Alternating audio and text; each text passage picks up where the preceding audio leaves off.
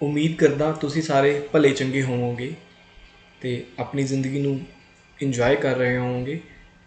अज असी 9वीं जमात दी SST दी book दे chapter 12th दा part 6 शुरू करन जा रहे हैं। इस तो पहला 5 पार्ट हो चुके हैं जिन्हां दे विच मैं लोक सभा का गठन किवें हुंदा है, राज्य सभा का गठन किवें हुंदा है, प्रधानमंत्री किवें चुनिया जाता है, मंत्री परिषद का गठन किवें हुंदा है, वो सारे कंसैप्ट जिहड़े है वो समझा चुके हाँ। जे तुसी इन्हां वीडियोज़ नूं इन्हां पिछली वीडियो नूं नहीं देखिया तो प्लीज़ देख लो। उहदे नाल तुहानूं ये फ़ायदा हो जाएगा कि तुसी जिहड़ियां आउण वालियां अगलियां वीडियोज़ इस चैप्टर दियां होणगियां या जो अज मैं कंसैप्ट कराउण जा रहा उसनूं बेहतर तरीके समझ पाओगे। नो डाउट मैं जे कोई कंसैप्ट ये रिलेटिड होएगा तो रिपीट जरूर कराँगा, लेकिन तुहानूं बेहतर समझ जी है उन्होंने वीडियोज़ में देखने तो बाद ही बन पाएगी। सो अज का जिहड़ा साडा विषय है वो है राष्ट्रपति, जिसनूं प्रेजिडेंट कहा जाता है। लेकिन इस विषय नूं शुरू करन तो पहला मैं तुहानूं हर बार की तरह 2-3 कंसैप्ट समझाना चाहूँगा जो सानूं इस विषय की बेहतर समझ बनाने दे विच मददगार होणगे। सो मैं वाइट शीट ओपन कर रहा हाँ। सब तो पहले मैं तुहानूं यही समझाना है कि जे असी गल करिए लोकतंत्र की जे गल करिए तो लोकतंत्र दे विच शासन दियां 2 प्रणालियां होंदियां ने। लोकतंत्री शासन दियां 2 प्रणालियां होंदियां ने, 2 सिस्टम ने लोकतंत्र नूं चलाउण दे। लोकतंत्र दे विच एक चीज़ तो तुहानूं समझ आ जानी चाहिए है कि लोकां दा तंत्र है, मतलब जिहड़े भी रूलर्स होणगे, जिहड़े भी शासक होणगे, उन्हां दी चोण होएगी, वो इलैक्टेड होणगे। ओह ये नहीं है कि पिता पुरखी च राजे का बेटा जिहड़ा है वही राजा बनेगा, इस तरीके का कुछ नहीं है। वंशवादी कोई सिस्टम नहीं है। राजे नूं देवी शक्ति का कोई भी प्रकार जिहड़ा है या रूप जिहड़ा है वो नहीं मन्निया जा रहा है। सो लोकतंत्र दे विच राजा कौन बनाएंगे, शासक कौन बनाएंगे, लोग ही बनाएंगे, और कदे भी जिहड़े है लोग उसकी गद्दी तो हटा भी सकते हैं। सो लोकतंत्र का मतलब तो तुहानूं ऑलरेडी थोड़ा बहुत पता होना है। हाले असीं 10वां चैप्टर करना है तो वो मैं लोकतंत्र के सारे धारनावां खोल के रख दूँगा। लेकिन उस तो पहला लोकतंत्र दियां जिहड़ियां 2 प्रणालियां उन्हां दा मैं जिक्र करना चाहूँगा। जिवें कि पहली प्रणाली है संसदीय प्रणाली, जिसका जिक्र मैं अपनी पिछली वीडियो दे विच भी कीता सीगा और मैं काफ़ी खोल के इस चीज़ में एलैबोरेटली समझाया सीगा। दूसरा जो सिस्टम है वो है प्रधानगी सिस्टम। ओके, हुण ये जिहड़ा है संसदीय सिस्टम ये है यूके चलता, और यूके तो ही इंडिया ने जो है वो कॉपी किया है। ठीक है, उस तो बाद दूजा जिहड़ा प्रधानगी सिस्टम है वो चलता है USA दे विच। ओके ठीक है, सो पहला यूके वाले सिस्टम की गल करिए। लेकिन इस सिस्टम की गल करने तो पहला एक चीज़ जी तुहानूं ऑलरेडी पता भी होएगी कि एक शासन के जो है वो किन्ने अंग होंदे हैं। वो शासन के अंग होंदे हैं जी 3 अंग होंदे हैं। पहला अंग होंदा विधान पालिका, जिसका की काम है विधानों का निर्माण करना, कानूनों का निर्माण करना, नीतियां बनाना और विचार वटांदरा के राही वो नीतियां बनाई जानियां चाहिए ने, जो मैं पिछली 10 वीडियोज़ तो बार बार बोल रहा हाँ। उस तो बाद दूसरा अंग है कार्यपालिका, जिसका की काम है जिहड़ियां नीतियां विधानकारां वल्लों बनाई गई ने उन्होंने लागू करवाना।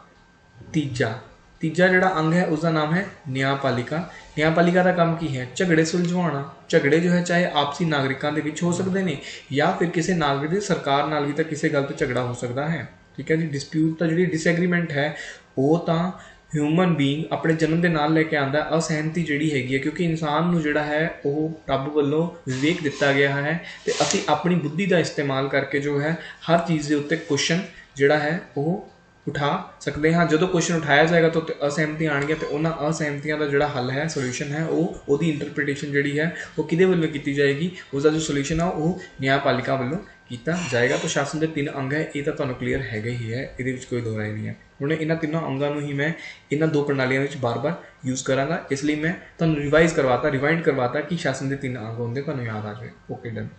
हुण असीं आ गए हाँ अपनी पहली प्रणाली ते जिसका नाम है संसदीय प्रणाली ते जो चलती है यूके दे विच। संसदीय कार्य प्रणाली, संसदीय लोकतंत्र प्रणाली दे विच यह कहा जाता है कि जो तुहाडी कार्यपालिका होएगी, कार्यपालिका की 2 टाइप्स ने, स्थाई ते अस्थाई कार्यपालिका के दसे हुए ने टाइप्स पिछलियां वीडियो दे विच। ठीक है जी, जो तुहाडी कार्यपालिका होएगी ना वो चुनी जाएगी किस दे विचों, विधान पालिका दे विचों। ओके, और विधान पालिका ਦੇ ਕੋਲ ਹੀ ਇਹ ਹੱਕ ਹੈ कि ਉਹ ਕਿਸੇ ਵੀ ਸਮੇਂ ਕਾਰਜਪਾਲਿਕਾ ਨੂੰ ਬਾਹਰ ਦਾ ਰਸਤਾ ਦਿਖਾ ਸਕਦੇ ਨੇ, ਮਤਲਬ ਉਹਨਾਂ ਦੀ ਸਰਕਾਰ ਨੂੰ ਗਿਰਾ ਸਕਦੇ ਨੇ ਬੇਭਰੋਸਗੀ ਮਤੇ ਰਾਹੀਂ। ਇਹ ਮੈਂ ਪਿਛਲੀ ਵੀਡੀਓ 'ਚ ਬਹੁਤ ਤਰੀਕੇ ਨਾਲ ਸਮਝਾਇਆ ਹੈ। ਕਦੇ ਵੀ ਹਟਾਇਆ ਜਾ ਸਕਦਾ ਹੈ ਵਿਧਾਨ ਪਾਲਿਕਾ ਵੱਲੋਂ, ਮਤਲਬ ਵਿਧਾਨ ਪਾਲਿਕਾ ਜਿਹੜੀ ਹੈ ਉਹ ਕਾਰਜਪਾਲਿਕਾ 'ਤੇ ਹਮੇਸ਼ਾ ਕੰਟਰੋਲ ਬਣਾ ਕੇ ਰੱਖਦੀ ਹੈ। ਉਹ ਕੰਟਰੋਲ ਅਲੱਗ-ਅਲੱਗ ਤਰੀਕਿਆਂ ਨਾਲ हो सकता है, जो कि मैं अपनी इसे वीडियो के विच अगे जाके हौली हौली क्लीयर भी करांगा। लेकिन हाले तुहाडे समझण लई है कि कार्यपालिका नूं चुनिया किन्ने, वो भी विधान पालिका ने चुनिया। उस तो बाद उसनूं हटाउण दी जो पावर दित्ती गई है वो भी किसनूं दित्ती गई है, वो दित्ती गई है विधान पालिका नूं, ठीक है। लेकिन जिहड़ा तुहाडा प्रधानगी सिस्टम हुंदा है, प्रधानगी सिस्टम दे विच जिहड़ी तुहाडी कार्यपालिका है उस दी चोण विधान पालिका दे विचों नहीं हो रही। ये गल तुहानूं समझ नहीं आई होएगी, मैं इसनूं थोड़ा होर एलैबोरेट करदा हाँ। USA दे विच की हुंदा है कि लोगों वालों अपना प्रेजिडेंट चुनिया जाता है, लोगों वालों अपना प्रेजिडेंट चुनिया जाता है ते फिर उस प्रेजिडेंट वालों जिहड़ी है अपनी टीम, अपनी कौंसिल ऑफ मिनिस्टर जिहड़ी है वो तैयार की जाती है, कौंसिल ऑफ मिनिस्टर जो है तैयार की जाती है। लेकिन इत्थे प्रेजिडेंट की ये मजबूरी नहीं है कि उसनूं ये जो कौंसिल ऑफ मिनिस्टर्स ने उन्होंने जो उत्थों दी USA की विधान पालिका है जिसका नाम है, उत्थे भी दो ही सदन ने, उत्थे दो सदन ने, एक तो है कांग्रेस, कांग्रेस का मतलब है जिवें साडी लोक सभा है उत्थे भी कांग्रेस, साढ़े तो देश कांग्रेस एक पार्टी है ना, उत्थे दी जिहड़ी असैंबली है जिथे सारे लोग रल के बैठते हैं, जिवें साडे भारत विच लोक सभा है ना जिथे रल के सारे नुमाइंदे बैठते हैं, उवें उत्थे कांग्रेस एक जगह है, गोल जगह लगा लो, वैल लगा लो, जिहदे विच सारे बैठणगे और आके विचार वटांदरा करनगे और कानून बनाणगे, ठीक है जी। तो उत्थे वैसे कांग्रेस भी काम करती है, यानी कि लोक सभा, लोअर हाउस भी हैगा उत्थे, और अपर हाउस वजों सीनेट भी है, जिहदे विच USA दीआं 50 स्टेटां तो हर स्टेट चाहे उसकी आबादी कुछ भी होवे उत्थों दी 2 नुमाइंदे चुन के आते हैं और अपर हाउस का पार्ट जो है वो बनते हैं, जिवें कि भारत दे विच राज्य सभा है, सेम लाइक दैट उत्थे जो है सीनेट है जिसनूं राज्य सभा या उत्थे दी अपर हाउस तुसीं कह सकते हो। सो इत्थे जिहड़ा तुहाडा संसदी सिस्टम हुंदा है, इहदे विच मैं दस्सिया कि जिहड़े कार्यपालिका है, जिहड़े मंत्री है, जिहड़े COM है, उन्हां दी चोण कित्थों हो रही है, विधान पालिका दे विचों। मतलब कि पहला उन्होंने विधान पालिका का जो है वो अंग बनना ही पएगा, मतलब कि उन्होंने पहला उन्होंने MP बनना जो है वो जरूरी है, MP होना जरूरी है, नहीं तो तुसी COM दे पार्ट नहीं रह सकते, नहीं तो तुसी कार्यपालिका दे हिस्से जो है वो कार्यपालिका के हिस्से नहीं रह सकते। लेकिन इत्थे इदां दी कोई भी मजबूरी नहीं है प्रेजिडेंट लई कि उसनूं कांग्रेस ते सीनेट दे मैंबरां दे विचों, यानी कि जिहड़े मैंबर ऑफ पार्लीमेंट ने, इत्थे दे मैंबर ऑफ पार्लीमेंट ने, उन्हां दे विचों ही किसी नूं भी जो है वो COM दे विच, यानी कि अपनी मंत्री परिषद दे विच, कौंसिल ऑफ मिनिस्टर दे विच लैके जाना उहदे लई मजबूरी नहीं है। जरूरी नहीं है कि वो मंत्री होवे, वो MP होवे तां ही उसनूं जो है मंत्री बनाया जाएगा, नहीं। सपोज कर लो कि तुहाडे देश दे विच, मैं अपने देश की एक एग्जाम्पल लैना हाँ, ठीक है, या USA की एग्जाम्पल आप कंटिन्यू करते हैं। USA दे विच जिस व्यक्ति ने, मार्क जकरबर्ग ने, सपोज कर लो फेसबुक बनाई सी, सपोज की करना उन्हें ही बनाई सी, ठीक है, और उन्हें अपनी फील्ड बहुत चंगा काम किया है। तो सपोज कर लो कि जिहड़े तुहाडे उस टाइम जो बाइडन जिहड़े कि प्रेजिडेंट ने अमेरिका दे, उन्होंने लगता है कि इस बंदे नूं व्यापार की बहुत समझ है, ये स्टार्टअप्स नूं बहुत ज़्यादा प्रमोट कर सकता है, ठीक है, तो इनू इस व्यक्ति नूं मैं अपनी टीम दे विच जो है वो मिनिस्टर बनाना चाहना हाँ। काहदा मिनिस्टर बनाऊंगा? Minister of commerce, minister of commerce and trade जिहड़ा तुहाडा है व्यापार का मंत्री बनाना, क्योंकि इनू व्यापार की बहुत समझ है। इस बच्चे नूं छोटी जी उम्र दे विच इसने पूरी दुनिया च अपने झंडे गढ़ दिते, ठीक है। सो यह जिसनूं मार्क जकरबर्ग नूं मिनिस्टर ऑफ कॉमर्स बनाया जा रहा है, तो इत्थे बाइडन की यह मजबूरी नहीं है कि मार्क जकरबर्ग जो है वो पहला कांग्रेस या फिर सीनेट का हिस्सा होवे, उहदा इन्हां दोनों चों किसी सदन का हिस्सा होना, मैंबर ऑफ पार्लीमेंट होना जरूरी नहीं है। सीधा बाइडन वालों जो है वो मार्क जकरबर्ग नूं जो है नियुक्त कर दिता जाएगा। उस तो बाद अगली गल यह है कि विधान पालिका दे कोल कार्यपालिका नूं हटाउण दी भी कोई शक्ति नहीं है। जिवें कि अपने देश दे विच तां की आ जाता है, अपने देश में बेभरोसगी मता आ जाता है, बेभरोसगी मता, ठीक है, जिसनूं नो कॉन्फिडेंस मोशन कहा जाता है। सो ਇਹਦੇ ਰਾਹੀਂ ਜੋ ਹੈ ਉਹ यूके या फिर इंडिया के जिवें संसदीय प्रणाली अपनाई गई है तो बेभरोसगी मता लिया के कार्यपालिका को कदे भी जो है उसकी गद्दी तो हटाया जा सकता है। मंत्री मंत्री नहीं रहेगा, प्रधानमंत्री नहीं रहेगा, लेकिन इत्थे इदां दी कोई भी प्रोविजन नहीं है। विधानपालिका कार्यपालिका नूं नहीं हटा सकती। बाइडन का चुनाव जे एक बार देश के लोगों ने कर दिता, ठीक है, सो उस केस दे विच जो बाइडन वालों अपनी टीम चुनी जाएगी, बाइडन अपनी टीम में जो मर्जी चेंज करते रहन, ठीक है जी। मंत्रियों को कदे भी जो है उन्होंने पोर्टफोलियो बदल देन, या फिर किसी एक व्यक्ति तो जो खुश नहीं ने, वो मार्क जकरबर्ग तो खुश नहीं है, मार्क जकरबर्ग चंगा काम नहीं कर रहे, तो किसी होर व्यक्ति नूं, ठीक है, टेस्ला वाले बंदा जिहड़ा हैगा जेफ बेजोस आई थिंक उसका नाम, तो जेफ बेजोस नूं जिहड़ा है वो मिनिस्टर ऑफ कॉमर्स बना दें और मार्क जकरबर्ग नूं कहण कि अज तो मैंने तुहाडीआं सेवावां नहीं चाहिए, तुसीं अपने घरे बैठो, ठीक है। सो इहदे विच विधानपालिका का कोई रोल ही नहीं हैगा। सो समझ रहे हो कि संसदीय सिस्टम ते प्रधानगी सिस्टम के डिफरेंस कित्थे आ रहा है। सिर्फ इसे संबंध करके कार्यपालिका ते विधानपालिका का जो संबंध है आपस दे विच, कार्यपालिका ते विधानपालिका का जो संबंध है आपस दे विच, उसे दे आधार ते लोकतंत्र दी दोनों प्रणालियां एक दूजे तो वख हो रही ने। संसदीय प्रणाली दे विच जो कार्यपालिका विधानपालिका दे विचों ही चुनी जा रही है और विधानपालिका दे कोल पावर भी है कि कार्यपालिका नूं कदे भी हटा सकती है, लेकिन प्रधानगी सिस्टम दे विच इदां दा कुछ नहीं है। कार्यपालिका विधानपालिका दे विचों नहीं चुनी जा रही, उस तो बाद विधानपालिका कोल कार्यपालिका नूं हटाउण दे भी जो है वो पावर नहीं है। हाँ, विधानपालिका के कोल एक पावर है कि वह प्रेजिडेंट को इंपीच कर सकते हैं, लेकिन वो प्रोसैस बड़ा मुश्किल है। इंपीचमेंट का मतलब होंदा है जो असीं अपने देश के विच, इंपीचमेंट का मतलब होंदा है किसी को किसी की गद्दी तो हटाना, लाना, ठीक है, तो रिमूव करना किसी को किसी की पोस्ट तो एक लंबा प्रोसीजर है। और आप अमेरिका का संविधान नहीं पढ़ रहे, असीं भारत का संविधान पढ़ना। असीं भारत का जिहड़ा आर्टिकल 61 है जिहदे साडे राष्ट्रपति का इंपीचमेंट की जिहड़ी गल कही गई है, ठीक है जी, महादोष कहते हैं पंजाबी दे विच, महादोष की गल कही गई है, ठीक है, आपां वो पढ़ांगे। आपां अमेरिका का क्यों पढ़ना। मैं तो तुहानूं दोनों प्रणालियां लोकतंत्र ਦੀਆਂ ਜਿਹੜੀਆਂ ਸੀ ਉਹ ਵੱਖ-ਵੱਖ करके समझाना चाहता सीगा। हुण इत्थे एक कंसैप्ट मैं तुहानूं होर समझाना है, वो है, वो कंसैप्ट मेरा है head of state versus head of government, ठीक है जी। यानी कि सरकार दा मुखी ते नेशन दा, कौम दा मुखी हो गया, ठीक है जी, कौम दा मुखी है। तो उस तो बाद उधर कौन है, हैड ऑफ गवर्नमेंट, सरकार दा मुखी। मैं नवे पेज से चल पैना, रुको, तुहानूं पिछली गल आई थिंक पूरी समझ आ चुकी होएगी, सो उहदे ज़्यादा मत्था खपाई आपां नूं करन दी लोड़ नहीं है। Had of state versus had of government, ठीक है। हुण मैं दोनों सिस्टम्स नूं वारी वारी सिर्फ पढ़ांगा। पहला मैं चकदा वां संसदीय सिस्टम नूं। संसदीय सिस्टम दे विच की हुंदा वै कि संसदीय सिस्टम की शुरुआत कित्थों हुई, इंग्लैंड तो, ठीक है। और इंग्लैंड दे विच एक रेवोल्यूशन होया सी जिसका नाम है ग्लोरीअस रेवोल्यूशन, ठीक है जी। रेवोल्यूशन मतलब क्रांति भी हो रही है, तो उन्होंने ग्लोरीअस भी कह रहे हैं, गौरवमयी क्रांति कह रहे हैं। गौरवमयी इसलिए कह रहे हैं क्योंकि ये कोई भी जिहड़ी है वो ब्लडशेड नहीं होया सी, किसी भी तरीके का जो है रक्तपात जो है नहीं होया, कोई भी खून किसी का नहीं डुलिया।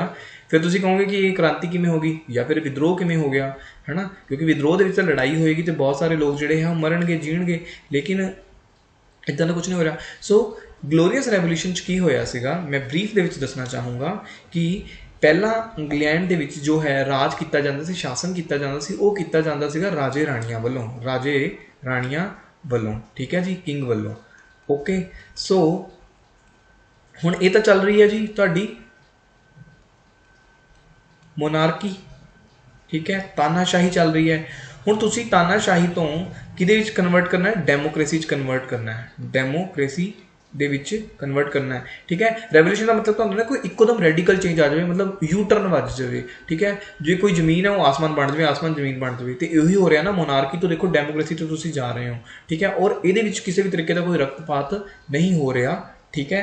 इसलिए इसनूं ग्लोरीअस रेवोल्यूशन कहा जाता सी। राजे ने अपनी पावर्स नूं जिहड़ा है वो सीमित करके अपनी पावर्स नूं किहदे विच दे दिता, उसनूं दे दिता उत्थे दी संसद नूं, जिहड़ी कि लोकां दे चुने हुए नुमाइंदियां करके बन रही सी। चुने हुए नुमाइंदियां वालों उस संसद का जो है निर्माण किया जा रहा सी। सो मोनार्की तो पावर चली गई है डेमोक्रेसी के विच, इस करके इसनूं ग्लोरीअस रेवोल्यूशन जो है कहा जाता है।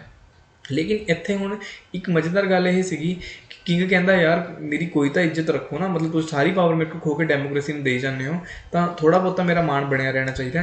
तो वो कहंदे कोई गल नहीं, तुहानूं ना जिहड़ा सिंबोलिकली यानी कि प्रतीकात्मक तौर पर प्रतीकात्मक तौर पर तुहाडा जिहड़ा बनदा सम्मान है वो दिता जाएगा। सिंबॉलिकली जिहड़ा है तुहानूं तुहाडा बनदा सम्मान दिता जाएगा सिंबॉलिकली, ठीक है। तो असी ना तुहानूं हैड ऑफ द स्टेट बना दिंदे आ। वो कहेगा हुण हैड ऑफ द स्टेट बनाने का मतलब, वो कहते हैड ऑफ द स्टेट बनाने का मतलब यह है कि तुसीं पूरी दुनिया दे विच जे इंग्लैंड वालों कोई भी किसी तरीके की जिहड़ी हैगी है वो वार या संधि की जाऊगी, या फिर कोई भी दुनिया में किस तरीके का संबंध जोड़िया जाऊगा, या फिर देश दे विच कोई भी काम किया जाऊगा तुहाडे नाम तो किया जाऊगा, तुहाडा नाम जिहड़ा है वो यूज़ होंदा रहूगा। लेकिन उस नीति या कानून नूं लागू करने में तुहाडी कोई भी जिहड़ा है तुहाडा रोल नहीं होगा। वो नीति या कानून जिहड़ा है वो किहदे वल्लों बनाया जाऊगा, बनाया भी इन्हां वल्लों जाऊगा, लागू भी इन्हां वल्लों किया जाऊगा, बस तुहाडा नाम बोलिया करूगा जी, तुहाडी तूती बोलिया करूगी, ठीक है। So had of the state जिहड़ा है तुहानूं बना दिता जाऊगा। फिर वो कहेगा कि ठीक है तुसी हैड ऑफ द स्टेट तो मैंने बनाता, लेकिन जिहड़ी तुसी सरकार बनाना जा रहे हो, जिहड़ी सरकार बनेगी जिहदे वल्लों देश चलाया जाएगा, इंग्लैंड चलाया जाएगा, उसका मुखी कौन होएगा, यानी कि हैड ऑफ द गवर्नमेंट कौन होएगा। तो कहेंगे हैड ऑफ द गवर्नमेंट जी असीं बनावांगे, जिहड़ियां असली पावर देनियां वो असीं देनियां जी पीएम नूं। हैड ऑफ द गवर्नमेंट दी पावर जिहड़ियां जिहदे वल्लों सरकार चलाई जाऊगी, जिहदे वल्लों देश चलाया जाऊगा, वो पावर्स किहनूं देनियां, वो असीं देनियां है पीएम नूं, यानी कि तुहाडे प्रधान मंत्री नूं।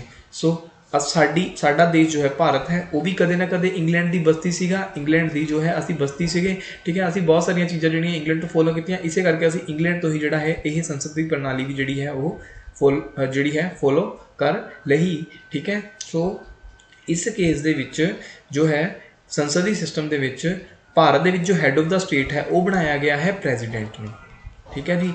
जिन्ने भी काम ने भारत देश के जो भी कार्यपालिका के काम ने वो किहदे वल्लों कीते जा रहे हैं, वो प्रेजिडेंट वल्लों कीते जा रहे हैं। लेकिन असल शक्ति किहदे कोल है, असल शक्ति किहदे कोल है, वो है प्राइम मिनिस्टर के कोल प्लस ओदी सीओएम के कोल। वैसे POM had of the government आएगा, ठीक है।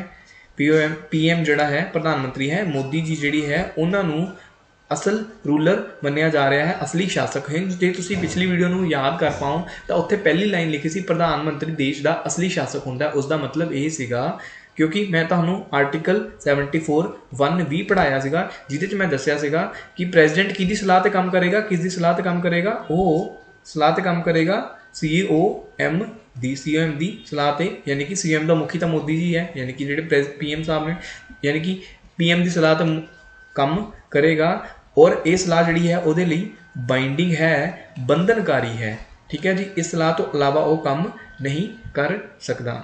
सो तुसी 74(1) भी मेरे नाल ऑलरेडी पढ़िया होया है, ठीक है जी। तो हुण तुसी ये भी समझ पा रहे होंगे कि हैड ऑफ द स्टेट ते हैड ऑफ द गवर्नमेंट दे विच की फर्क आ रहा है, ठीक है। लेकिन जे असीं हुण गल करिए प्रधानगी सिस्टम की, यानी कि जिहड़ा यूएसए वाला सिस्टम है, यूएसए दे विच हैड ऑफ द जो स्टेट है वो भी प्रेजिडेंट हुंदा है, हैड ऑफ द गवर्नमेंट दोनों ही जिहड़े है वो प्रेजिडेंट नूं बनाया गया है। मतलब उत्थे दे जिहड़े प्रेजिडेंट नूं पावर्स दित्तियां गईयां वो भारत के प्रेजिडेंट नालों किते ज़्यादा ने, क्योंकि हैड ऑफ द गवर्नमेंट मतलब एग्जीक्यूटिव हो गया। हैड ऑफ द गवर्नमेंट का मतलब होंदा एग्जीक्यूटिव होना, ठीक है। तो हैड ऑफ द स्टेट का मतलब जिहड़ा हैगा वो ना तो एग्जीक्यूटिव है ना तो विधान पालिका दे विच है, सारिया शक्तियां का किसी ना किसी हद तक यूज़ कर लेगा, ठीक है। सो इत्थे यूएसए दे विच head of the state head of the government एको व्यक्ति हुंदा है, संसदी प्रणाली दे विच दोनों वखरे वखरे हो जाते ने। सो उम्मीद करदा कि मैं तुहानूं ये दो सिस्टम बहुत चंगी तरह समझा पाया होऊंगा, ठीक है। हुण आपां अपनी बुक ते चलते हैं, ठीक है जी। लो अपनी बुक ते आ गए। सो इस बुक दे विच जो लाइनां लिखियां हुण मैं तुहानूं काफ़ी चीज़ां ऑलरेडी क्लीयर कर चुकिया हाँ। साडे संविधान के अनुच्छेद 52 दे विच लिखिया है कि राष्ट्रपति की पदवी की व्यवस्था की गई है। एक ना शब्द लिखा हुआ है article 52, there shall be a president, shall be a president. Shall be का मतलब ये है कि यह पोस्ट ते हमेशा एक ना एक जो है राष्ट्रपति एक ना एक व्यक्ति जो है बिठा के रखा जाएगा, ठीक है। सो कहने का भाव है कि ये पोस्ट जिहड़ी है कदे भी खाली नहीं छड्डी जाएगी। ये पोस्ट खाली नहीं छड़नी, इसे लिए जो है साडे देश दे विच एक पोस्ट होर बनाई गई, उसका नाम है वाइस प्रेजिडेंट।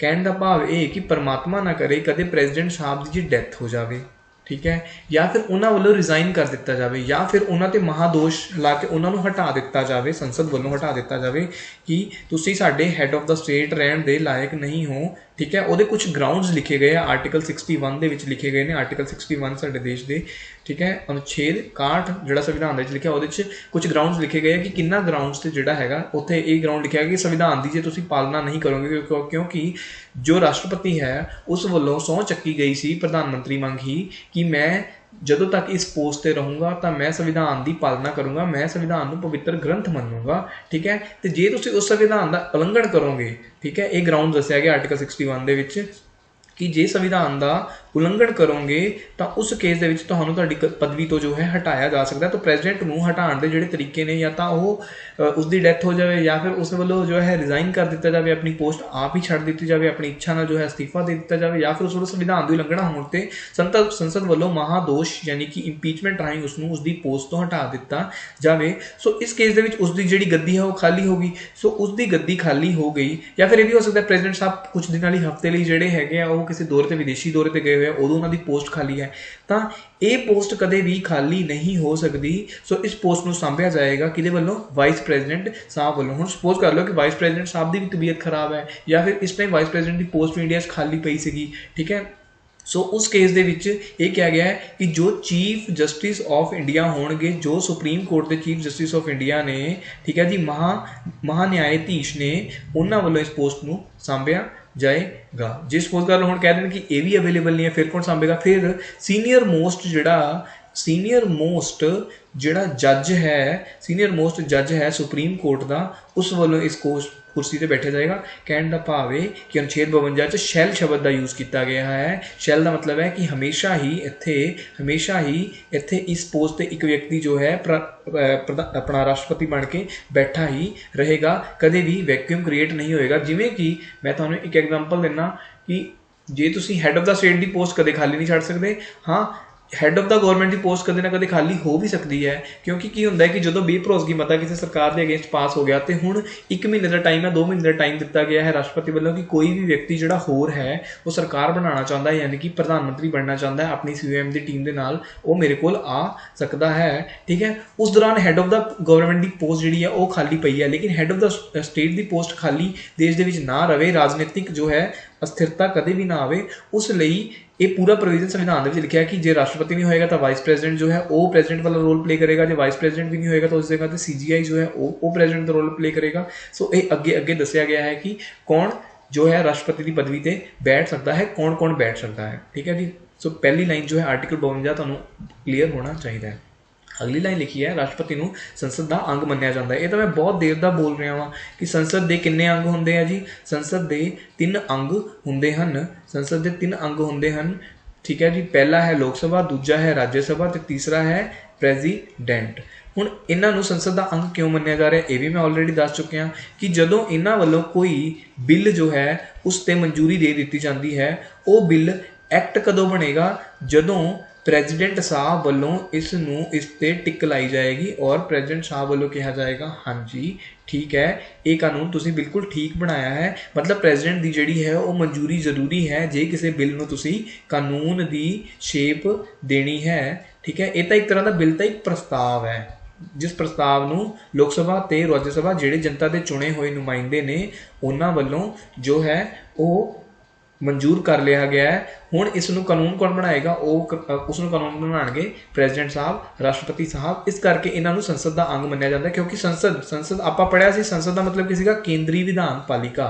विधान पालिका का मतलब की हुंदा है कंसलटेशन दे राही जो है सलाह ते सहमति दे राही, कंसेंट एंड कंसलटेशन दे राही जो है लोगों के चुने हुए नुमाइंदियां वालों जो देश लई कानून निर्माण का काम करती है। सो भारत दे विच उसनूं की कहते हैं संसद या फिर पार्लीमेंट, जो कि देश की केंद्रीय विधान पालिका है। केंद्रीय भी क्यों कहते हैं ये मैं पिछली वीडियोज़ दे विच दस चुकिया हाँ। ठीक है जी, इन्होंने संसद का अंग क्यों मन्निया जाना, होर भी काम करेंगे इस करके संसद का अंग मंगने, पर मैं एक एग्जाम्पल राही ये दसिया कि इन्होंने संसद का अंग क्यों मन रहे ने। अगली लाइन पर चलते हैं जी, क्योंकि अगली लाइन वही कही है जो मैं बोल रहा था, क्योंकि संसद वालों पास किए बिल उदों तक कानून का रूप धारण नहीं करते जदों तक राष्ट्रपति के दस्तखत नहीं होंगे। राष्ट्रपति दस्तखत मैंडेटरी है जे तुसीं किसी बिल नूं जो है कानून बनाना है। प्रधानमंत्री सरकार का मुखिया होंदा है, हैड ऑफ द गवर्नमेंट होंदे हैं, ये तो मैं दस चुकिया हाँ। ओके, बिल्कुल ठीक। राष्ट्रपति नूं देश का मुखिया कहते हैं, नेशन, ठीक है जी। हैड ऑफ स्टेट इन्हां नूं कहा जाता है, हैड ऑफ स्टेट क्यों कहा जाता वो भी मैं तुहानूं दस चुकिया हाँ। बाकी इस चीज़ नूं होर थोड़ा एक्सप्लेन करांगा अगे मैं चल के। उसनूं भारत का पहला नागरिक भी मन्निया जाता है, मतलब तुसीं ते मैं भी भारत के नागरिक हाँ जे साडा इत्थे जन्म होया इस देश की धरती के उत्ते, ठीक है। लेकिन इन्हां नूं भारत का पहला नागरिक मन्निया जाएगा, ठीक है। और वोटर लिस्ट जे वोटर लिस्ट बनूगी तो सब तो पहला नाम जो है इन्हां दा भाई साहब का पाया जाएगा। और पहले नागरिक नूं जो है बहुत सारे जो है विशेषाधिकार भी दिते जाते हैं, ठीक है जी। विशेषाधिकार भी दिते जाते हैं। ओके, देश का सारा राष्ट्रपति शासन के नाम से देश का सारा शासन राष्ट्रपति के नाम से चलाया जाता है। इसका मतलब समझना हुण आपां लो जी, इसका मतलब समझते हैं। साडे देश दे विच साडे देश के संविधान दे विच आर्टिकल 74 लिखिया हुआ है, जिस बारे मैं बहुत बार पहला भी जिक्र कर चुका। एक लिखा गया है आर्टिकल 53, जिन्ना कि मैं सही तरह ये मैं याद कर पा रहा हूँ 53 ही है जिन्ना कि मैनूं आइडिया है, हाँ 53 ही होना चाहिए। आर्टिकल 53 दे विच यह कहा गया है कि यूनीयन दी केंद्र दी जो कार्यकारी शक्तियां ने ना, जो कार्यकारी शक्तियां ने यानी कि कानूनों नूं लागू कराउण दीयां जिन्नियां भी शक्तियां ने, ठीक है। कार्यकारिता समझते हो ना, विधान पालिका कार्यपालिका अलग अलग अंग ने, जिन्नियां भी कार्यकारी शक्तियां ने यानी कि कानून नूं लागू कराउण दी जो शक्तियां ने ओह किस विच वैसटेड कीतियां गईयां ने, ओह किस नूं दित्तियां गईयां ने, ओह दित्तियां गईयां ने प्रेजिडेंट नूं यानी कि यूनीयन वालों यानी कि केंद्र वालों, केंद्री विधान पालिका वालों जिन्ने भी केंद्री विधान पालिका वालों जिन्ने भी कानून बनाए जाणगे उन्हां नूं लागू कराउण दी जिहड़ी शक्तियां है ओह शक्तियां किस नूं दित्तियां गईयां, प्रेजिडेंट नूं दित्तियां गईयां। हुण तुसीं कहोगे कि फिर तो ये अमेरिका वाला सिस्टम ही हो गया, अमेरिका का जो एग्जीक्यूटिव जिहड़ा प्रेजिडेंट हुंदा सी वो एग्जीक्यूटिव हुंदा सीगा उत्थे, ते तुसीं इत्थे भारत के प्रेजिडेंट नूं जिहड़ी हैगियां ये शक्तियां दित्तियां। ये लाइन इत्थे नहीं खत्म हुई, आर्टिकल 53 दे विच अगली लाइन लिखी गई है, कहते कि या तो इन्हां शक्तियां नूं आप जां फिर अपने अधीनस्थ जां अपने सबोर्डीनेट अधीनस्थ जो ने, ठीक है, उन्हां दे राही इन्हां शक्तियां दी वरतों कर सकदा है, शक्तियां दी वरतों कर सकदा है, या तो आप करें या तो शक्तियां दी वरतों कर सकते। हुण तुसीं ये लिख दिता तां इत्थे प्रेजिडेंट चॉइस भी तो दो ना कि प्रेजिडेंट कहे कि हाँ जी मैं तो आप ही करांगा, या तो फिर वो बहुत लेयर मोड से कहता नहीं यार मैं नहीं कर सकता हैगा, मैं थक जाना वा, मैं शक्तियां सबोर्डीनेट के थ्रू यानी कि प्रधानमंत्री या उन्होंने कौंसिल ऑफ मिनिस्टर के थ्रू जोड़ा है वो यूज करांगा, ठीक है। लेकिन तुसीं इत्थे उन्होंने चॉइस नहीं दी, नाल ही आर्टिकल 53 लिखने तो बाद आर्टिकल 74(1) लिख दिता गया, ठीक है। 74(1) तुसीं की लिखिया जो आप ऑलरेडी बहुत बार पढ़ चुके हैं कि कार्यकारियां शक्तियां दी जिहड़ी वरतों है वो प्रेजिडेंट वालों किस दी सलाह नाल यूज़ कीतियां जाणगियां, वो मंत्रीमंडल दी यानी कि मंत्री परिषद दी जिसका मुखी कौन है, PM, ठीक है जी, ओदी सलाह ते जो है वो वरती करूगा। उस तो बाद इस सलाह नूं जो है तुसीं बंधनकारी बना दिता, बाइंडिंग बना दिता, तुसीं इस सलाह तो बाहर नहीं जा सकते, ठीक है जी। सो आह लिखण का तो फिर कोई सेंस ही नहीं रह गया। तो आप किद्दां आप तो तुसीं आप ही खत्म करता कि तुसीं आप अपनी शक्तियां की वरतों कर सकते, क्योंकि 74(1) लिख के तुसीं जिहड़ा है इस नूं खत्म करता, तुसीं ये कन्फर्म करता कि सबोर्डीनेट्स के थ्रू ही जो है इन्हां शक्तियां की वरतों करोगे, ठीक है जी। तो हुण जिहड़ी अपनी बुक दे विच लाइन सी ਉਹਦਾ ਇਹ मतलब सी देश का सारा शासन राष्ट्रपति के नाम से चलाया जाता है, समझ गए जी। देश का सारा शासन जिन्नियां कार्यकारी शक्तियां ने उसनूं किस दे नाम से वरत्या जा रहा है, उसनूं राष्ट्रपति के नाम से यानी कि आर्टिकल 53 जो है वो तुहानूं याद आ जाना चाहिए। हुण मजेदार गल है कि राष्ट्रपति जे किसी ने राष्ट्रपति बनना है तुसीं या मैं, तो ਉਹਦੇ ਲਈ की योग्यता होनी चाहिए। पहली योग्यता भारत का नागरिक हो, ये तो आप ऑलरेडी जी है लोक सभा का जो मैंबर बनाए उदों भी देखा, राज्य सभा भी देखा, उसकी उम्र 35 साल हो, लोक सभा 25 सी, ठीक है जी। राज्य सभा कितनी सी 30 सी, जिमें 33 साल के जोड़े राघव चड्ढा जी ने बने ने राज्य सभा तो MP, ठीक है। उस तो बाद ये जो उम्र रखी गई है वो रखी गई है 35। राष्ट्रपति जे बनना है तो 35 साल की उम्र जो है वो तुहानूं पूरी करनी पऊगी, ठीक है। यानी कि ये 2 कंडीशन पूरी कीतियां तो तुसीं राष्ट्रपति बन सकते हो। अगलियां 2 भी दसियां गई हैं। ਕਹਿੰਦੇ ਜੀ ਉਹ ਲੋਕ ਸਭਾ ਦਾ ਮੈਂਬਰ ਚੁਣਿਆ ਜਾਣ ਦੀ ਯੋਗਤਾਵਾਂ ਰੱਖਦਾ ਹੋਵੇ। ਲੋਕ ਸਭਾ ਦਾ ਮੈਂਬਰ ਚੁਣਿਆ ਜਾਣ ਦੀ ਯੋਗਤਾ ਕੀ ਹੁੰਦੀ ਹੈ? ਇੱਕ ਤਾਂ ਇੰਡੀਅਨ ਹੋਵੇ, ਓਕੇ, 25 ਸਾਲ ਉਮਰ ਪੂਰੀ ਕੀਤੀ ਹੋਵੇ, ਓਕੇ, ਉਸ ਤੋਂ ਬਾਅਦ ਇੱਕ ਆਫਿਸ ਆਫ ਪ੍ਰੋਫਿਟ ਜੋ ਹੈ ਉਹਨੂੰ ਹੈਲਡ ਨਾ ਕਰਦਾ ਹੋਵੇ, ਮਤਲਬ ਕਿਤੇ ਕੋਈ ਸਰਕਾਰੀ ਨੌਕਰੀ ਨਾ ਕਰ ਰਿਹਾ ਹੋਵੇ, ਸਰਕਾਰੀ ਜਿਹੜੀ ਹੈ ਉਹ ਤਨਖਾਹ ਨਾ ਲੈ ਰਿਹਾ ਹੋਵੇ ਕਿਤੋਂ ਦੀ, ਜੋ ਕਿ ਅਗਲੀ ਲਾਈਨ ਦੇ ਵਿੱਚ ਇਹਨਾਂ ਨੇ ਰਿਪੀਟ ਵੀ ਕੀਤਾ ਹੈ ਕਿ ਉਹ ਭਾਰਤ ਸਰਕਾਰ ਜਾਂ ਤਾਂ ਸੈਂਟਰਲ ਗਵਰਨਮੈਂਟ ਦਾ ਇੰਪਲੋਈ ਨਾ ਹੋਵੇ, ਜਾਂ ਤਾਂ ਸਟੇਟ ਗਵਰਨਮੈਂਟ ਦਾ ਇੰਪਲੋਈ ਨਾ ਹੋਵੇ, ਜਾਂ ਫਿਰ ਕਿਸੇ ਸਥਾਨਿਕ ਸਰਕਾਰ ਯਾਨੀ ਕਿ ਮਿਊਨਿਸਪਲ ਕਾਰਪੋਰੇਸ਼ਨ ਦੇ ਵਿੱਚ ਕੋਈ ਇੰਪਲੋਈ ਨਾ ਲੱਗਿਆ ਹੋਵੇ। ਤਾਂ ਇਹੋ ਜਿਹੇ ਕਿਸੇ ਲਾਭਕਾਰੀ ਪਦ ਤੇ ਯਾਨੀ ਕਿ ਆਫਿਸ ਆਫ ਪ੍ਰੋਫਿਟ ਕਹਿੰਦੇ ਆ, ਆਫਿਸ ਆਫ ਪ੍ਰੋਫਿਟ ਦੇ ਵਿੱਚ ਨਾ ਹੋਵੇ, ਮਤਲਬ ਉਹ ਦੋ ਜਗ੍ਹਾ ਤੋਂ ਜਿਹੜਾ ਹੈ ਤਨਖਾਹ ਨਹੀਂ ਲੈ ਸਕਦਾ। ਇਸ ਕਰਕੇ ਕੰਸੈਪਟ ਕੀਤਾ ਗਿਆ ਵਾ ਕਿ ਕੋਈ ਵਿਅਕਤੀ ਕਵੇ ਕਿ ਜੀ ਮੈਂ ਤਾਂ ਜਿਵੇਂ ਫਰਾਂਸ 'ਚ ਹੁੰਦਾ ਵਾ ਕਿ ਨਾ ਇੱਕ ਵਿਅਕਤੀ ਸਪੋਜ਼ ਕਰ ਲਓ ਕਿ ਉਹ IAS ਹੈ, ਉੱਥੇ ਦਾ ਫਰਾਂਸ ਦਾ IAS ਲਾ ਲਓ ਸਪੋਜ਼ ਕਰ ਲਓ, ਠੀਕ ਹੈ, ਤੇ ਉਹਦੀ ਇੱਛਾ ਜਾਗ ਵੀ ਮੈਂ ਨਾ ਲੋਕ ਸਭਾ ਦੇ ਜਿਹੜੇ ਹੈ ਇਲੈਕਸ਼ਨ ਲੜਨੇ ਹੈ ਔਰ ਲੋਕ ਸਭਾ ਦਾ MP ਬਣਨਾ, ਔਰ ਪਰਮਾਤਮਾ ਦੀ ਉੱਤੇ ਕਿਰਪਾ ਹੋਈ ਔਰ ਲੋਕ ਸਭਾ ਦਾ MP ਵੀ ਬਣ ਗਿਆ, ਠੀਕ ਹੈ। ਲੋਕ ਸਭਾ ਦਾ ਜਦੋਂ MP ਬਣ ਗਿਆ ਤਾਂ ਉਹ ਉਸ ਟਾਈਮ ਤੱਕ ਲਈ, ਜਦ ਤੱਕ ਜਿੰਨੇ ਟਾਈਮ ਸਪੋਜ਼ ਕਰ ਲਓ 5 ਸਾਲ ਲਈ ਜੇ ਲੋਕ ਸਭਾ ਦਾ MP ਬਣਿਆ ਤਾਂ ਉਹ 5 ਸਾਲ ਲਈ ਜੋ ਹੈ IAS ਨਹੀਂ ਰਹੂਗਾ। ਜਦੋਂ ਹੀ ਉਹਦਾ ਪੀਰੀਅਡ ਖਤਮ ਹੋਇਆ ਉਸ ਤੋਂ ਬਾਅਦ ਉਹਦੀ ਨਾ ਇੱਛਾ ਹੋਈ ਕਿ ਮੈਂ ਬਸ ਹੁਣ ਨਾ ਲੋਕ ਸਭਾ ਦਾ MP ਦੁਬਾਰਾ ਨਹੀਂ ਬਣਨਾ ਹੈਗਾ, ਠੀਕ ਹੈ, ਤੇ ਮੈਂ ਤਾਂ ਭਰਾਵਾ IAS ਹੀ ਚੰਗਾ ਵਾਂ, ਤਾਂ ਉਹ ਵਾਪਸ ਆ ਕੇ ਆਪਣੀ ਨੌਕਰੀ ਸ਼ੁਰੂ ਕਰ ਲੂਗਾ। ਲੇਕਿਨ ਇੰਡੀਆ 'ਚ ਇੱਦਾਂ ਦਾ ਕੋਈ ਵੀ ਪ੍ਰੋਵੀਜ਼ਨ ਨਹੀਂ ਹੈ, ਠੀਕ ਹੈ। ਜਾਂ ਤਾਂ ਤੁਸੀਂ ਸਰਕਾਰੀ ਨੌਕਰੀ ਕਰ ਲਓ, ਨਹੀਂ ਤਾਂ ਜੋ ਹੈ ਫਿਰ ਤੁਸੀਂ ਲੋਕ ਸਭਾ ਦੇ MP ਬਣ ਲਓ ਜਾਂ MLA ਜੋ ਵੀ ਤੁਸੀਂ ਬਣਨਾ ਚਾਹੁੰਦੇ ਹੋ ਉਹ ਬਣ ਲਓ। ਲੇਕਿਨ ਦੋਨੋਂ ਧਿਰਾਂ ਨੂੰ ਇੱਕ ਪਾਸੇ ਰਸਗੁੱਲਾ ਇੱਕ ਪਾਸੇ ਲੱਡੂ ਜੋ ਹੈ ਉਹ ਨਹੀਂ ਰੱਖ ਸਕਦੇ। ਹੁਣ ਅਗਲਾ ਕੰਸੈਪਟ ਜੋ ਅਸੀਂ ਪੜ੍ਹਨਾ ਹੈ ਕਿ ਰਾਸ਼ਟਰਪਤੀ ਨੂੰ ਚੁਣਿਆ ਕਿਵੇਂ ਜਾ ਰਿਹਾ ਹੈ। ਅੱਛਾ ਜੀ, ਤੁਹਾਨੂੰ ਮੈਂ ਦੋ ਚੋਣ ਵਿਧੀਆਂ ਆਲਰੇਡੀ ਦੱਸੀਆਂ ਹੋਈਆਂ ਹੈ। ਇੱਕ ਹੁੰਦੀ ਹੈ ਪ੍ਰਤੱਖ ਚੋਣ ਵਿਧੀ, ਇੱਕ ਹੁੰਦੀ ਹੈ ਜੀ ਅਪ੍ਰਤੱਖ ਚੋਣ ਵਿਧੀ। ਪ੍ਰਤੱਖ ਚੋਣ ਵਿਧੀ 'ਚ ਮੈਂ ਤੁਹਾਨੂੰ ਕੀ ਦੱਸਿਆ ਸੀਗਾ ਕਿ ਪ੍ਰਤੱਖ ਚੋਣ ਵਿਧੀ ਜਿਵੇਂ ਮੈਂ ਲੋਕ ਸਭਾ ਦਾ ਜੇ MP ਚੁਣਨਾ ਹੈ, ਠੀਕ ਹੈ, ਤਾਂ ਪੂਰੇ ਭਾਰਤ ਦੇ ਜੋ ਵੋਟਰਸ ਨੇ ਜਿਨ੍ਹਾਂ ਦੀ ਉਮਰ ਜੋ ਹੈ 18 ਸਾਲ ਪਲੱਸ ਹੈ, ਠੀਕ ਹੈ, ਉਹਨਾਂ ਵੱਲੋਂ ਵੋਟਾਂ ਪਾਈਆਂ ਜਾਣਗੀਆਂ, ਠੀਕ ਹੈ, ਲੋਕ ਸਭਾ MP ਚੁਣ ਦਿੱਤਾ ਜਾਊਗਾ। ਲੇਕਿਨ ਤੁਸੀਂ ਕਦੇ ਇਹ ਸੁਣਿਆ ਕਿ ਜੀ ਪ੍ਰੈਜ਼ੀਡੈਂਟ ਦੇ ਇਲੈਕਸ਼ਨ ਹੋ ਰਿਹਾ ਤੇ ਮੈਂ ਨਾ ਪ੍ਰੈਜ਼ੀਡੈਂਟ ਬਣਾਉਣ ਦੇ ਲਈ ਵੋਟ ਪਾਉਣ ਗਿਆ ਸੀ। ਇਸ ਟਾਈਮ ਜੋ ਰਾਮਨਾਥ ਕੋਵਿੰਦ ਜੀ ਨੇ, ਠੀਕ ਹੈ, ਉਹਨਾਂ ਦੀ ਵੋਟ ਦੇ ਵਿੱਚ, ਉਹਨਾਂ ਨੂੰ ਚੁਣਨ ਦੇ ਵਿੱਚ ਕੀ ਤੁਹਾਡੇ ਜਾਂ ਤੁਹਾਡੇ ਪੇਰੈਂਟਸ ਜਾਂ ਕਿਸੇ ਗਵਾਂਢੀ ਦਾ ਕੋਈ ਯੋਗਦਾਨ ਸੀਗਾ? ਤਾਂ ਤੁਸੀਂ ਕਹੋਗੇ ਨਹੀਂ, ਮੈਂ ਤਾਂ ਕਦੀ ਇਹਨਾਂ ਦੀ ਵੋਟ ਪਾਣ ਹੀ ਨਹੀਂ ਗਿਆ। ਇਹ ਕਿਵੇਂ ਚੁਣੇ ਗਏ? ਇਹਨਾਂ ਦੀ ਚੋਣ ਕਿਵੇਂ ਹੋਈ? ਇਹਨਾਂ ਦੀ ਚੋਣ ਹੋਈ ਅਪ੍ਰਤੱਖ ਢੰਗ ਨਾਲ। ਅਪ੍ਰਤੱਖ ਢੰਗ ਨਾਲ ਮਤਲਬ ਇਹ ਕਿ ਅਸੀਂ ਆਮ ਜਨਤਾ ਨੇ, ਵੋਟਰਸ ਨੇ 3 ਤਰ੍ਹਾਂ ਦੇ ਜੋ ਇਲੈਕਸ਼ਨਸ ਹੁੰਦੇ ਆ ਉਹਨਾਂ 'ਚ ਪਾਰਟੀਸਪੇਟ ਕਰਨਾ ਹੁੰਦਾ ਹੈ। ਇੱਕ ਹੁੰਦਾ ਲੋਕ ਸਭਾ ਦਾ MP ਚੁਣਨ ਦੇ ਲਈ, ਠੀਕ ਹੈ, ਇਹ ਹੋ ਗਿਆ ਜੀ ਕੇਂਦਰੀ ਪੱਧਰ ਦੀ ਜਿਹੜੀ ਵਿਧਾਨ ਪਾਲਿਕਾ ਤਿਆਰ ਕਰਨੀ ਆ ਉਹਦੇ ਲਈ, ਕੇਂਦਰੀ ਵਿਧਾਨ ਪਾਲਿਕਾ ਲਈ ਅਸੀਂ ਲੋਕ ਸਭਾ ਦਾ ਜੋ ਹੈ ਉਹ MP ਚੁਣ ਦਿੱਤਾ, ਓਕੇ।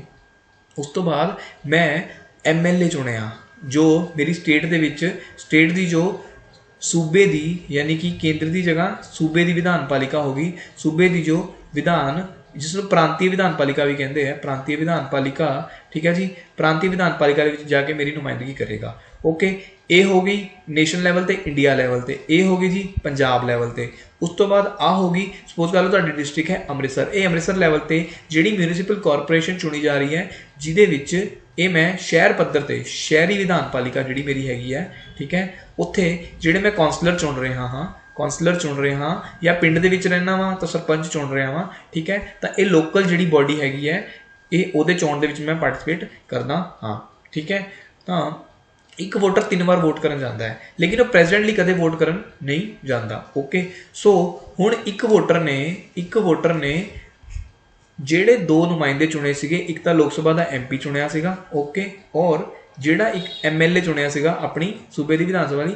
ਇਹਨਾਂ ਦੋਨਾਂ ਵੱਲੋਂ ਜੋ ਹੈ ਉਹ ਵੋਟ ਕਰਕੇ ਕਿਸ ਨੂੰ ਜਿਤਾਇਆ ਜਾ ਰਿਹਾ ਹੈ, ਕਿਸੇ ਵਿਅਕਤੀ ਨੂੰ ਜੋ ਹੈ ਉਹ ਪ੍ਰੈਜ਼ੀਡੈਂਟ ਬਣਾਇਆ ਜਾ ਰਿਹਾ ਹੈ। ਕਹਿਣ ਦਾ ਭਾਵ ਇਹ ਕਿ ਪ੍ਰੈਜ਼ੀਡੈਂਟ ਬਣਿਆ ਤਾਂ ਅਖੀਰ ਮੇਰੀਆਂ ਵੋਟਾਂ ਤੋਂ ਹੀ, ਲੇਕਿਨ ਉਹ ਵੋਟ ਮੈਂ ਕਦੇ ਡਾਇਰੈਕਟ ਜਿਹੜੀ ਹੈ ਉਹ ਪ੍ਰੈਜ਼ੀਡੈਂਟ ਨੂੰ ਨਹੀਂ ਦਿੱਤੀ। ਮੈਂ ਇਹਨਾਂ ਇੰਟਰਮੀਡੀਏਰੀਜ਼ ਦੇ ਥਰੂ, ਇਹਨਾਂ ਵਿਚੋਲਿਆਂ ਦੇ ਥਰੂ ਜੋ ਹੈ ਆਪਣੀ ਵੋਟ ਨੂੰ ਟ੍ਰਾਂਸਫਰ ਕੀਤਾ ਕਿਸ ਨੂੰ? ਪ੍ਰੈਜ਼ੀਡੈਂਟ ਨੂੰ। ਤਾਂ ਇਸ ਤਰ੍ਹਾਂ ਦੇ ਇਲੈਕਸ਼ਨ ਨੂੰ, ਇਹ ਤਾਂ ਹੋ ਗਿਆ ਜੀ ਪ੍ਰਤੱਖ ਇਲੈਕਸ਼ਨ, ਪ੍ਰਤੱਖ ਚੋਣ ਵਿਧੀ ਹੋ ਗਈ।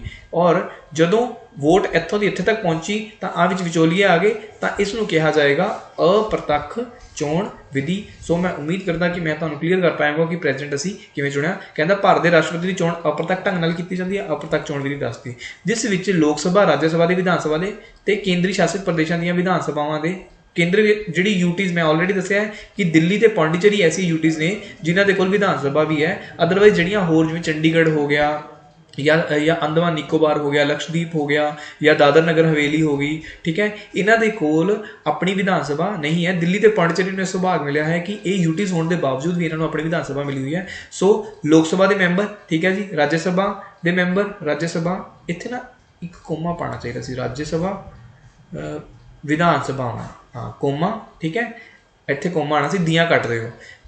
राज्य सभा, विधान सभा ते केंद्री शासित प्रदेशों ਦੀਆਂ विधान सभावां ਦੇ ਚੁਣੇ ਹੋਏ ਨੁਮਾਇੰਦੇ ਨਾਮਿਤ ਨਹੀਂ ਹੈਗੇ, ਕਿਉਂਕਿ ਤੁਹਾਨੂੰ ਪਤਾ ਹੋਏਗਾ ਕਿ ਰਾਜ ਸਭਾ ਦੇ ਵਿੱਚ ਜੋ ਹੈ, ਰਾਜ ਸਭਾ ਦੇ ਵਿੱਚ 12 ਮੈਂਬਰਾਂ ਨੂੰ ਰਾਸ਼ਟਰਪਤੀ ਜਿਹੜਾ ਹੈ ਉਹ ਨਾਮਜ਼ਦ ਕਰਦਾ ਹੈ, ਠੀਕ ਹੈ। ਇਹ ਮੈਂ ਆਲਰੇਡੀ ਕਹਾਣੀ ਬਹੁਤ ਲੰਬੀ ਸੁਣਾਈ ਹੋਈ ਹੈ ਰਾਜ ਸਭਾ ਜਦੋਂ ਸੁਣਾਈ ਸੀ, ਜਦੋਂ ਮੈਂ ਕੈਲਾਸ਼ ਤਿਆਰਥੀ ਜੀ ਵਾਲੀ ਐਗਜ਼ਾਮਪਲ ਲਈ ਸੀ, ਤੁਸੀਂ ਪਲੀਜ਼ ਉਸ ਵੀਡੀਓ ਨੂੰ ਰੈਫਰ ਕਰ ਸਕਦੇ ਹੋ, ਠੀਕ ਹੈ। ਤਾਂ ਇਹੋ ਜਿਹੇ ਜਿਹੜੇ ਨਾਮਿਤ ਨੁਮਾਇੰਦੇ ਹੋਣਗੇ, ਨੋਮੀਨੇਟਡ ਨੁਮਾਇੰਦੇ ਹੋਣਗੇ, ਠੀਕ ਹੈ, ਜਿਨ੍ਹਾਂ ਨੂੰ ਨਾਮਜ਼ਦ ਕੀਤਾ ਜਾਂਦਾ ਹੈ, ਨਾਮਜ਼ਦ ਯਾਨੀ ਕਿ ਨਾਮਿਤ ਕੀਤਾ ਜਾਂਦਾ ਹੈ, ਉਹ ਨਹੀਂ ਪਾਰਟਿਸਿਪੇਟ ਕਰਨਗੇ। ਉਹ ਜਿਹੜਾ ਇਲੈਕਟਰਲ ਕਾਲਜ ਬਣ ਰਿਹਾ ਹੈ, ਇਲੈਕਟਰਲ ਕਾਲਜ ਬਣ ਰਿਹਾ ਯਾਨੀ ਕਿ ਜਿਹੜਾ ਇੱਕ ਸਮੂਹ ਬਣ ਰਿਹਾ ਜਿਹਦੇ ਵੱਲੋਂ ਪ੍ਰੈਜ਼ੀਡੈਂਟ ਨੂੰ ਬਣਾਇਆ ਜਾਏਗਾ, ਚੋਣ ਕੀਤੀ ਜਾਏਗੀ, ਠੀਕ ਹੈ, ਉਹਦੇ ਵਿੱਚ ਜਿਹੜੇ ਨਾਮਜ਼ਦ ਮੈਂਬਰ ਨੇ ਉਹਨਾਂ ਦਾ ਕੋਈ ਵੀ ਜ਼ਿਕਰ ਨਹੀਂ ਹੈ। ਸਿਰਫ ਔਰ ਸਿਰਫ ਚੁਣੇ ਹੋਏ ਨੁਮਾਇੰਦੇ ਜਿਹੜੇ ਭਾਗ ਲੈਣਗੇ, ਉਹ ਵੀ ਚੁਣੇ ਹੋਏ ਨੁਮਾਇੰਦੇ ਕਿਹੜੇ ਵਾਲੇ, ਲੋਕ ਸਭਾ ਦੇ, ਰਾਜ ਸਭਾ ਦੇ MP ਤੇ MLA ਜਿਹੜੇ ਵਿਧਾਨ ਸਭਾਵਾਂ ਦੇ। ਓਕੇ ਡਨ, ਠੀਕ ਹੈ ਜੀ।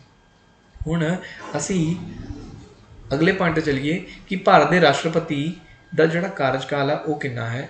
ਮੈਂ ਸਕਰੀਨ ਨੂੰ ਥੋੜ੍ਹਾ ਜਿਹਾ ਅੱਗੇ ਕਰ ਦੇਣਾ, ਰੁਕੋ। ਹਾਂਜੀ, ਸੋ ਕਹਿੰਦਾ ਜੀ ਰਾਸ਼ਟਰਪਤੀ ਦਾ ਜਿਹੜਾ ਕਾਰਜਕਾਲ ਆ ਉਹ 5 ਸਾਲ ਹੈ।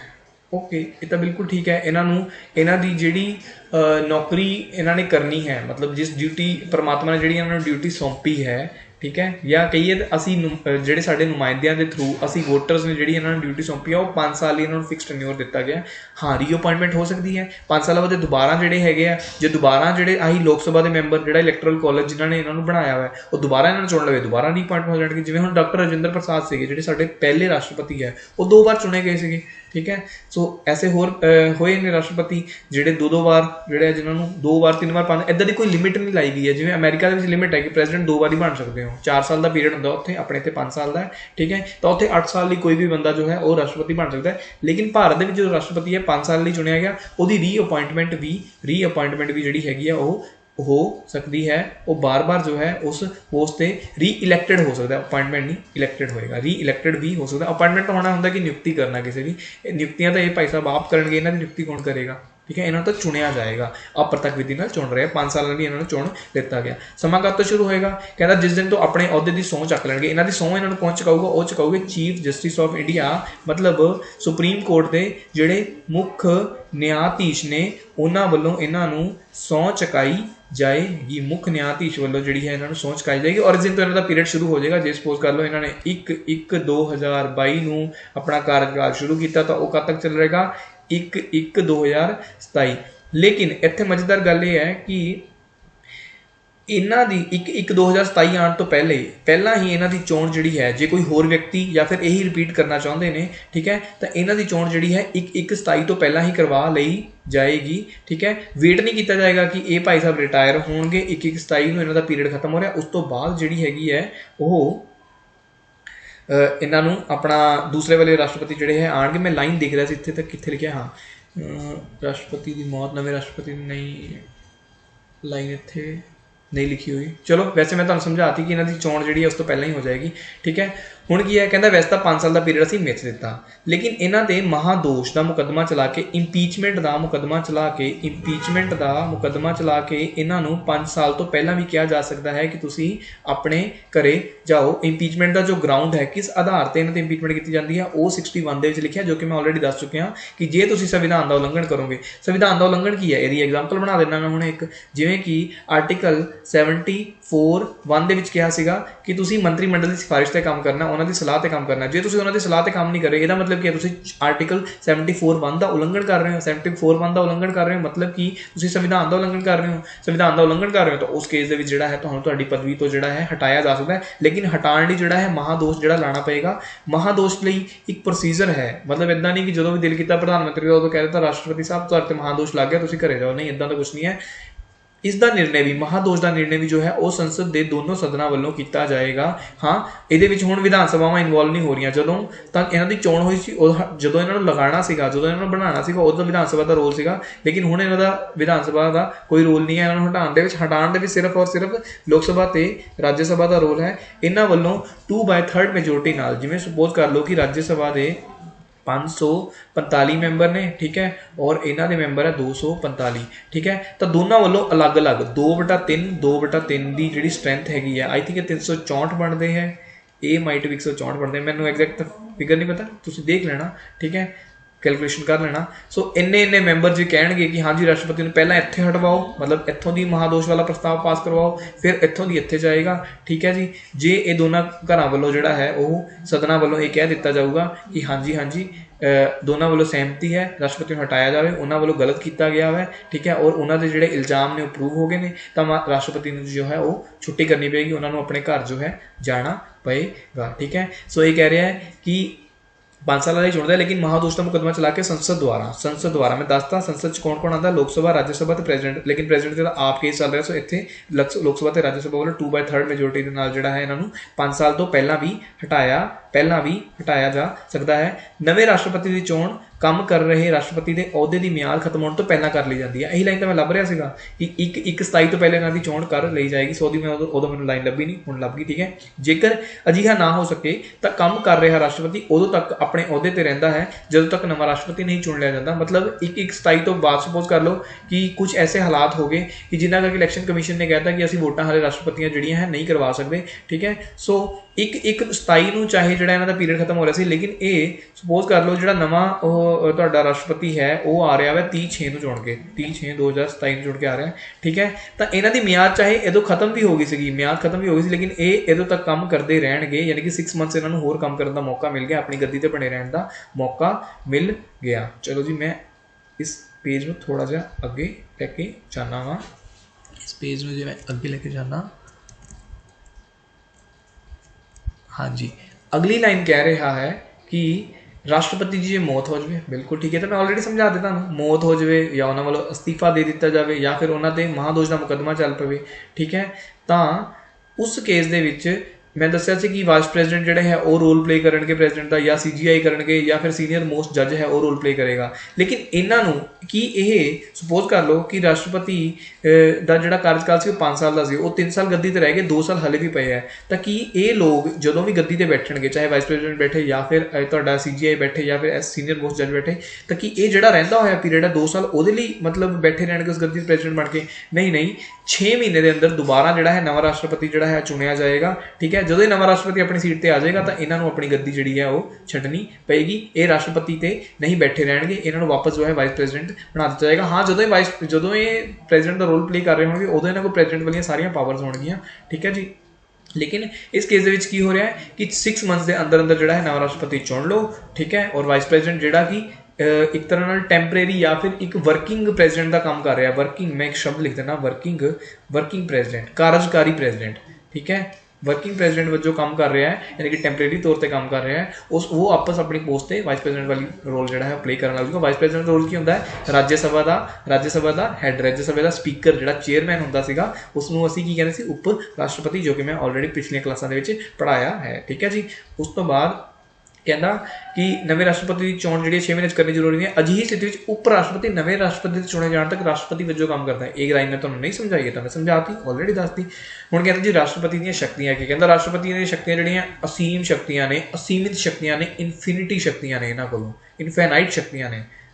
पर यह तो मजाक है, क्योंकि तुहानूं याद होना आर्टिकल 53 इन्हों ताड़ से चढ़ा दिता गया, खजूर के पेड़ से चढ़ा दिता गया, आसमान से चढ़ा दिता है। ये कह के तुहाडे कोल असीम शक्तियां ने, क्योंकि सारी कार्यकारी शक्तियां जिहड़ियां वो तुहाडे च जिहड़ियां है वैसटेड कीतियां गईयां, तुहानूं दित्तियां गईयां है। लेकिन नाल ही फिर बाद थोड़ी देर बाद लिखता 74(1). हुण अगली लाइन भी यही है, कहता लेकिन पर पाता उन्हें, देखो जी एक्सैप्शन पाती नाल ही, असीम शक्तियां दी पर संविधान के संविधान कितने लिखना चाहिए था ना 74(1) के व्यवस्था की गई है राष्ट्रपति अपनी शक्तियां की वरतों करूगा किहदी सलाह ते मंत्रिमंडल की जगह इतने मेरे हिसाब नाल मंत्री परिषद लिखा जाना चाहिए, कैबिनेट ਤੇ ਮੰਤਰੀ ਪਰਿਸ਼ਦ ਦੋਨਾਂ 'ਚ ਫਰਕ ਹੈ ਨਾ, ਜਿਵੇਂ ਮੈਂ ਪਿਛਲੀ ਵੀਡੀਓ ਸਮਝਾਇਆ ਸੀਗਾ। ਚਲੋ ਮੈਂ ਮੰਨ ਲੈਣਾ ਮੰਤਰੀ ਮੰਡਲ ਦੀ ਸਲਾਹ ਦੇ ਨਾਲ ਕਰੇਗਾ। ਵਾਸਤਵ ਵਿੱਚ ਰਾਸ਼ਟਰਪਤੀ ਦੀ ਸ਼ਕਤੀਆਂ ਦੀ ਵਰਤੋਂ ਮੰਤਰੀ ਮੰਡਲ ਦੁਆਰਾ ਕੀਤੀ ਜਾਂਦੀ ਹੈ। ਇਸੇ ਲਈ ਤਾਂ ਪੀਐਮ ਨੂੰ ਤੁਸੀਂ ਕੀ ਕਹਿ ਰਹੇ ਸੀਗੇ, ਅਸਲੀ ਸ਼ਾਸਕ ਕੌਣ ਹੈ? ਅਸਲੀ ਸ਼ਾਸਕ ਜੋ ਹੈ ਉਸ ਨੂੰ ਉਹ ਹੈ ਪੀਐਮ। ਅੱਛਾ, ਦੋ ਸ਼ਬਦ ਸਿਖਾ ਦਿੰਦਾ ਵਾ, ਵੈਸੇ ਤਾਂ ਨੌਲੇਜ ਵਾਸਤੇ ਹੀ ਨੇ, ਤੁਹਾਡੀ ਉਹਦੇ ਵਾਸਤੇ ਨਹੀਂ ਹੈ। ਜਿਹੜਾ ਰਾਸ਼ਟਰਪਤੀ ਹੈ ਉਸ ਨੂੰ ਕਿਹਾ ਜਾਂਦਾ ਹੈ ਡੀ ਜੂਰੇ ਰੂਲਰ। ਡੀ ਜੂਰੇ ਰੂਲਰ ਮਤਲਬ ਨਾਮ ਮਾਤਰ ਦਾ ਰੂਲਰ, ਠੀਕ ਹੈ ਜੀ। ਕਿਉਂਕਿ ਤੁਸੀਂ ਦੇਖ ਹੀ ਰਹੇ ਹੋ, ਕਿਉਂਕਿ ਉਹ ਜਿਵੇਂ ਹੁਣ ਤੁਹਾਡੇ ਘਰਦਿਆਂ ਨੇ ਸਪੋਜ਼ ਕਰਦਾ ਤੁਹਾਨੂੰ ਇਹ ਕਹਿ ਦਿੱਤਾ, ਪੁੱਤ ਤੂੰ ਜ਼ਿੰਦਗੀ 'ਚ ਜੋ ਮਰਜ਼ੀ ਕਰ, ਤੇਰਾ ਆਪਣਾ ਡਿਸੀਜ਼ਨ ਹੈ, ਪਰ ਸਲਾਹ ਸਾਡੀ ਹੋਏਗੀ। ਯਾਰ ਫਿਰ ਇਹ ਕਾਹਦੀ ਆਜ਼ਾਦੀ ਹੋਈ? ਪਹਿਲਾਂ ਤਾਂ ਤੁਸੀਂ ਕਹਿੰਦੇ ਹੋ ਕਿ ਹਾਂ ਜੋ ਮਰਜ਼ੀ ਨਜ਼ਾਰੇ ਲੈ, ਠੀਕ ਹੈ, ਤੇ ਪਰ ਸਲਾਹ ਸਾਡੀ ਹੋਏਗੀ, ਉਹ ਸਲਾਹ ਵੀ ਬੰਧਨਕਾਰੀ ਹੋਏਗੀ, ਮੰਨਣੀ ਪਊਗੀ। ਯਾਰ ਫਿਰ ਆਜ਼ਾਦੀ ਕਾਹਦੀ ਹੋਈ ਹੈ? ਤਾਂ ਪਹਿਲੀ ਲਾਈਨ ਕੱਟ ਦਿਓ ਤੁਸੀਂ, ਹੈ ਨਾ। ਸੋ ਡੀ ਜੂਰੇ ਰੂਲਰ ਜਿਹੜਾ ਹੈ ਉਹ ਹੈ ਭਾਰਤ ਦਾ ਰਾਸ਼ਟਰਪਤੀ ਜੋ ਹੈ ਉਹ ਨਾਮ ਮਾਤਰ ਦੀ ਕਾਰਜਪਾਲਿਕਾ ਹੈ। ਉਹਨਾਂ ਨੂੰ ਰਬੜ ਸਟੈਂਪ ਬਣਾ ਕੇ ਰੱਖ ਦਿੱਤਾ, ਕਿਉਂਕਿ ਇਹਨਾਂ ਵੱਲੋਂ ਕੋਈ ਵੀ ਨਿਰਣੇ ਲਿਆ ਜਾਊਗਾ ਔਰ ਰਾਸ਼ਟਰਪਤੀ ਜੀ ਨੂੰ ਆ ਕੇ ਕਹਿ ਦੇਣਗੇ ਕਿ ਇੱਥੇ ਮੋਹਰ ਲਾਓ ਜੀ। ਰਾਸ਼ਟਰਪਤੀ ਇਹ ਵੀ ਨਹੀਂ ਕਹਿ ਸਕਦਾ ਕਿ ਮੈਂ ਮੋਹਰ ਨਹੀਂ ਲਾ ਸਕਦਾ, ਕਿਉਂਕਿ ਉਹ ਜਿਹੜੀ ਸਲਾਹ ਹੈ ਜਿਹੜੀ ਮੰਤਰੀ ਮੰਡਲ ਵੱਲੋਂ ਯਾਨੀ ਕਿ ਪੀਐਮ ਵੱਲੋਂ ਦਿੱਤੀ ਜਾ ਰਹੀ ਹੈ ਉਹ ਤਾਂ ਬੰਧਨਕਾਰੀ ਹੈ ਇਹਨਾਂ ਵੱਲੋਂ। ਸੋ ਉਹਦਾ ਤਾਂ ਵਿਰੋਧ ਇਹ ਕਰ ਹੀ ਨਹੀਂ ਸਕਦੇ ਰਾਸ਼ਟਰਪਤੀ ਜੀ, ਠੀਕ ਹੈ ਨਾ। ਸੋ ਅਸਲੀ ਸ਼ਾਸਕ ਕੌਣ ਹੈ? ਪੀਐਮ। ਤਾਂ ਇਹਨਾਂ ਨੂੰ ਕਿਹਾ ਜਾਂਦਾ ਡੀ ਫੈਕਟੋ ਰੂਲਰ। ਇਹ ਸ਼ਾਇਦ ਗ੍ਰੀਕ ਭਾਸ਼ਾ ਦੇ ਸ਼ਬਦ ਨੇ, ਡੀ ਫੈਕਟੋ, ਡੀ ਜੂਰੇ, ਠੀਕ ਹੈ। ਤਾਂ ਜਿਹੜੇ ਪੀਐਮ ਸਾਹਿਬ ਨੇ ਉਹ ਡੀ ਫੈਕਟੋ ਰੂਲਰ ਨੇ, ਉਹ ਡੀ ਜੂਰੇ ਰੂਲਰ ਹੈ। ਅਗਲੀ ਲਾਈਨ ਕਿਹਾ ਕਹਿੰਦਾ ਕਿ ਡਾਕਟਰ ਰਾਜਿੰਦਰ ਪ੍ਰਸਾਦ ਭਾਰਤ ਦੇ ਪਹਿਲੇ ਰਾਸ਼ਟਰਪਤੀ, ਮੈਂ ਦੱਸ ਚੁੱਕਿਆ ਉਹ 2 ਵਾਰ ਰਾਸ਼ਟਰਪਤੀ ਚੁਣੇ, ਕਿਉਂਕਿ ਮੈਂ ਕਿਹਾ ਸੀ ਕਿ 2 ਵਾਰ 3 ਵਾਰ 5 ਵਾਰ ਜਿੰਨੀ ਵਾਰ ਮਰਜ਼ੀ ਚੁਣੇ ਜਾਓ, ਰੀਅਪਾਇੰਟਮੈਂਟ ਦੇ ਉੱਤੇ ਕੋਈ ਵੀ ਜੋ ਹੈ ਬੰਧਨ ਨਹੀਂ ਹੈ। ਸੋ ਹੁਣ ਅਸੀਂ ਰਾਸ਼ਟਰਪਤੀ ਦੀਆਂ ਜਿਹੜੀਆਂ ਸ਼ਕਤੀਆਂ ਨੇ ਉਹ ਪੜ੍ਹਾਂਗੇ। ਅੱਛਾ, ਇੱਕ ਕਨਸੈਪਟ ਹੋਰ ਇੱਥੇ ਛੋਟਾ ਜਿਹਾ ਸਮਝਾਉਣਾ ਚਾਹੂੰਗਾ ਮੈਂ ਤੁਹਾਨੂੰ ਕਿ ਜਿਵੇਂ ਕਿ ਆਪਾਂ ਦੇਖਿਆ ਸੀ ਕਿ ਅਸੀਂ ਚੁਣਿਆ ਹੈ ਸੰਸਦੀ ਲੋਕਤੰਤਰ। ਸੰਸਦੀ ਲੋਕਤੰਤਰ ਦੇ ਵਿੱਚ ਜਿਹੜੀ ਕਾਰਜਪਾਲਿਕਾ ਹੈ ਉਹ ਕਿਹਦੇ ਵਿੱਚ ਚੁਣ ਕੇ ਆਉਂਦੀ ਹੈ? ਉਹ ਚੁਣ ਕੇ ਆਉਂਦੀ ਹੈ ਵਿਧਾਨ ਪਾਲਿਕਾ ਦੇ ਵਿੱਚੋਂ। ਹੁਣ ਨਾ ਕੁਝ ਲੋਕ ਐਸੇ ਨੇ ਜਿਹੜੇ ਕਿ ਵਿਧਾਨ ਪਾਲਿਕਾ ਵਾਲਾ ਕੰਮ ਵੀ ਕਰਨਗੇ ਔਰ ਕਾਰਜਪਾਲਿਕਾ ਵਾਲਾ ਕੰਮ ਵੀ ਕਰਨਗੇ, ਕਿਉਂਕਿ ਤੁਹਾਡੇ ਦੇਸ਼ ਦੇ ਵਿੱਚ ਜੋ ਹੈ ਉਹ ਸੈਪਰੇਸ਼ਨ ਇੱਕ ਤਰ੍ਹਾਂ ਨਾਲ ਨਹੀਂ ਕੀਤੀ ਗਈ, ਕਲੀਅਰ ਕੱਟ ਸੈਪਰੇਸ਼ਨ ਨਹੀਂ ਹੈ, ਠੀਕ ਹੈ ਜੀ। ਹਰ ਇੱਕ ਦੇ ਕੰਮਾਂ ਦੀ ਕਲੀਅਰ ਕੱਟ ਸੈਪਰੇਸ਼ਨ ਨਹੀਂ ਹੈ। ਜਿਵੇਂ ਅਮਰੀਕਾ ਦੇ ਵਿੱਚ ਹੈ, ਪ੍ਰੈਜ਼ੀਡੈਂਟ ਹੈ, ਉਹਦੇ 'ਚ ਸਿਰਫ ਔਰ ਸਿਰਫ ਜੋ ਹੈ ਉਹ ਕਾਰਜਕਾਰੀ ਉਸਨੂੰ ਸ਼ਕਤੀਆਂ ਦਿੱਤੀਆਂ ਗਈਆਂ ਸੀਗੀਆਂ, ਉਸਨੂੰ ਵਿਧਾਨ ਪਾਲਿਕਾ ਦੀਆਂ ਸ਼ਕਤੀਆਂ ਜਿਹੜੀਆਂ ਉਹ ਕਾਂਗਰਸ ਨੂੰ ਦਿੱਤੀਆਂ ਗਈਆਂ ਨੇ। ਲੇਕਿਨ ਭਾਰਤ ਦੇ ਵਿੱਚ ਜੋ ਹੈ ਭਾਰਤ ਦੇ ਵਿੱਚ ਜੋ ਸ਼ਕਤੀਆਂ ਨੇ ਉਹਨਾਂ ਦਾ ਕਲੀਅਰ ਕੱਟ ਸੈਪਰੇਸ਼ਨ ਜੋ ਹੈ ਉਹ ਨਹੀਂ ਪਾਇਆ ਜਾ ਰਿਹਾ। ਉਹ ਮੈਂ ਦਿਖਾਊਂਗਾ ਤੁਹਾਨੂੰ ਹੁਣੇ ਕਿਵੇਂ ਨਹੀਂ ਪਾਇਆ ਜਾ ਰਿਹਾ, ਠੀਕ ਹੈ। ਕਿਉਂਕਿ ਜਿਹੜਾ ਤੁਹਾਡਾ ਰਾਸ਼ਟਰਪਤੀ ਹੈ ਜਾਂ ਫਿਰ ਪੀਐਮ ਹੈ, ਪਹਿਲੇ ਰਾਸ਼ਟਰਪਤੀ ਦਾ ਐਗਜ਼ਾਮਪਲ ਲੈਂਦੇ ਹਾਂ।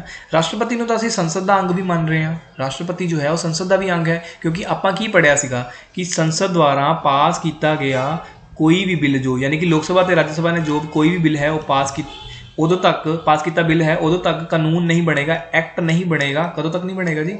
ਜਦੋਂ ਤੱਕ ਉਸ 'ਤੇ ਰਾਸ਼ਟਰਪਤੀ ਦੁਆਰਾ ਦਸਤਖਤ ਨਾ ਕੀਤੇ ਜਾਣ, ਠੀਕ ਹੈ। ਇੱਥੇ ਤਾਂ ਇਹ ਭਾਈ ਸਾਹਿਬ ਜਿਹੜੇ ਹੈ ਵਿਧਾਨ ਪਾਲਿਕਾ ਦਾ ਰੋਲ ਪਲੇ ਕਰਨ ਲੱਗੇ, ਕਿਉਂਕਿ ਕਾਨੂੰਨ ਬਣਵਾ ਰਹੇ ਨੇ। ਕਾਨੂੰਨ ਨਿਰਮਾਣ ਦਾ ਕੰਮ ਕਿਹਦਾ ਹੁੰਦਾ? ਵਿਧਾਨ ਪਾਲਿਕਾ ਦਾ। ਲੇਕਿਨ ਤੁਸੀਂ ਜਦੋਂ ਆਰਟੀਕਲ 53 ਪੜ੍ਹ ਰਹੇ ਹੋ ਜਾਂ ਫਿਰ 74(1) ਪੜ੍ਹ ਰਹੇ ਹੋ, ਉਹਦੇ ਵਿੱਚ ਇਹਨਾਂ ਨੂੰ ਜਿਹੜਾ ਹੈ ਉਹ ਕਾਰਜਪਾਲਿਕਾ ਵਾਲਾ ਰੋਲ ਵੀ ਦਿੱਤਾ ਹੋਇਆ ਹੈ, ਠੀਕ ਹੈ। ਸੋ ਰਾਸ਼ਟਰਪਤੀ ਦੇ ਕੋਲੋਂ ਦੋਨੋਂ ਸ਼ਕਤੀਆਂ ਨੇ ਵਿਧਾਨ ਪਾਲਿਕਾ ਵਾਲੀ ਸ਼ਕਤੀ ਵੀ ਹੈ ਔਰ ਕਾਰਜਪਾਲਿਕਾ ਵਾਲੀ ਸ਼ਕਤੀ ਵੀ ਹੈ। ਇਸੇ ਤਰੀਕੇ ਜੇ ਤੁਸੀਂ ਸੀਐਮ ਦੀ ਗੱਲ ਕਰੋ, ਜਿਹਦੇ ਵਿੱਚ ਪੀਐਮ ਵੀ ਇੰਕਲੂਡ ਹੈ, ਯਾਨੀ ਕਿ ਰਾਸ਼ਟਰਪਤੀ ਵੀ ਜਿਹੜਾ ਹੈ, ਪ੍ਰਧਾਨ ਮੰਤਰੀ ਵੀ ਹੈ, ਉਹ ਵੀ ਇੰਕਲੂਡ ਹੈ। ਸੋ ਦੇਖਿਆ ਜਾਵੇ ਤਾਂ ਉਹ ਐਮਪੀ ਵੀ ਨੇ, ਯਾਨੀ ਕਿ ਉਹ ਵਿਧਾਨ ਪਾਲਿਕਾ ਦੇ ਵਿੱਚ ਵੀ ਜਾ ਕੇ ਬੈਠਦੇ ਨੇ, ਸੰਸਦ ਦੇ ਵਿੱਚ ਵੀ ਜਾ ਕੇ ਬੈਠਦੇ ਨੇ, ਔਰ ਦੂਜੇ ਪਾਸੋਂ ਸਰਕਾਰ ਦਾ ਕੰਮ ਵੀ ਕਰ ਰਹੇ ਨੇ। ਸਰਕਾਰ ਵੀ ਬਣਾਈ ਹੋਈ ਹੈ ਉਹਨਾਂ ਨੇ ਔਰ ਮਿਨਿਸਟਰੀਜ਼ ਨੂੰ ਜਿਹੜਾ ਹੈ ਚਲਾ ਰਹੇ ਨੇ ਔਰ ਨੀਤੀਆਂ ਨੂੰ, ਕਾਨੂੰਨਾਂ ਨੂੰ ਲਾਗੂ ਵੀ ਕਰਵਾ ਰਹੇ ਨੇ। ਅਤੇ ਉਹ ਵਿਧਾਨ ਪਾਲਿਕਾ ਦੇ ਨਾਲ ਨਾਲ ਜੋ ਹੈ ਕਾਰਜਪਾਲਿਕਾ ਦਾ ਰੋਲ ਵੀ ਪਲੇ ਕਰ ਰਹੇ ਹੈ, ਠੀਕ ਹੈ। ਸੋ ਕੁਛ ਲੋਕ ਐਸੇ ਨੇ ਜਿਹੜੇ ਵਿਧਾਨ ਪਾਲਿਕਾ ਵੀ ਨੇ ਔਰ ਕਾਰਜਪਾਲਿਕਾ ਵੀ ਨੇ। ਸੋ ਇਹ ਡਾਊਟ ਬਹੁਤ ਸਾਰੇ ਲੋਕਾਂ ਦਾ ਹੋਏਗਾ, ਉਹ ਕਲੀਅਰ ਹੋ ਚੁੱਕਿਆ ਹੋਣਾ ਚਾਹੀਦਾ ਹੈ, ਠੀਕ ਹੈ ਜੀ।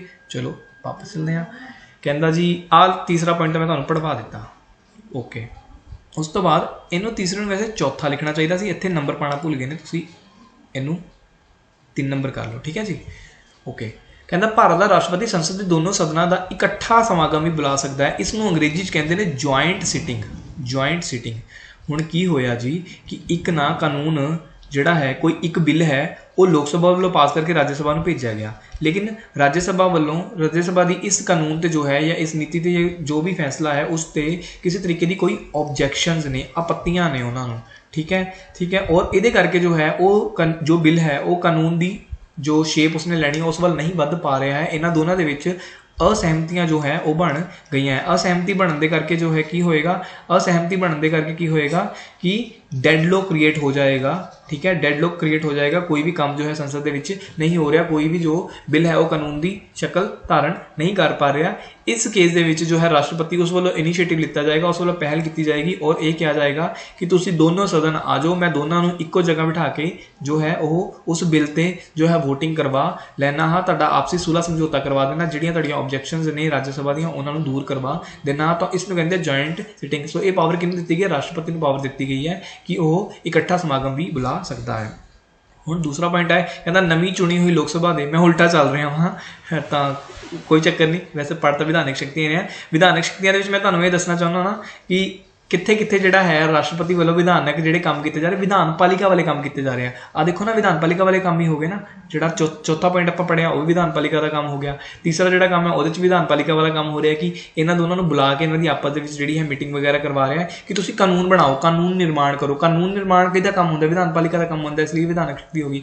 ਇੱਥੇ ਵੀ ਦੇਖੋ ਹੁਣ ਦੁਬਾਰਾ ਕਹਿੰਦਾ ਕਿ ਜਦੋਂ ਕੋਈ ਨਵੀਂ ਚੁਣੀ ਹੋਈ ਲੋਕ ਸਭਾ, यानी कि जिवें 2014 ਦੇ ਵਿੱਚ ਮੋਦੀ ਜੀ ਚੁਣ ਕੇ ਆਏ, 2019 ਚ ਦੁਬਾਰਾ ਚੁਣ ਕੇ ਆਏ, ਠੀਕ ਹੈ। ਉਸ ਤੋਂ ਪਹਿਲਾਂ ਮਨਮੋਹਨ ਸਿੰਘ ਜੀ 2009 ਚੁਣੇ ਗਏ ਸੀ, 2004 ਦੇ ਵਿੱਚ ਮਨਮੋਹਨ ਸਿੰਘ ਜੀ ਚੁਣੇ ਗਏ ਸੀ।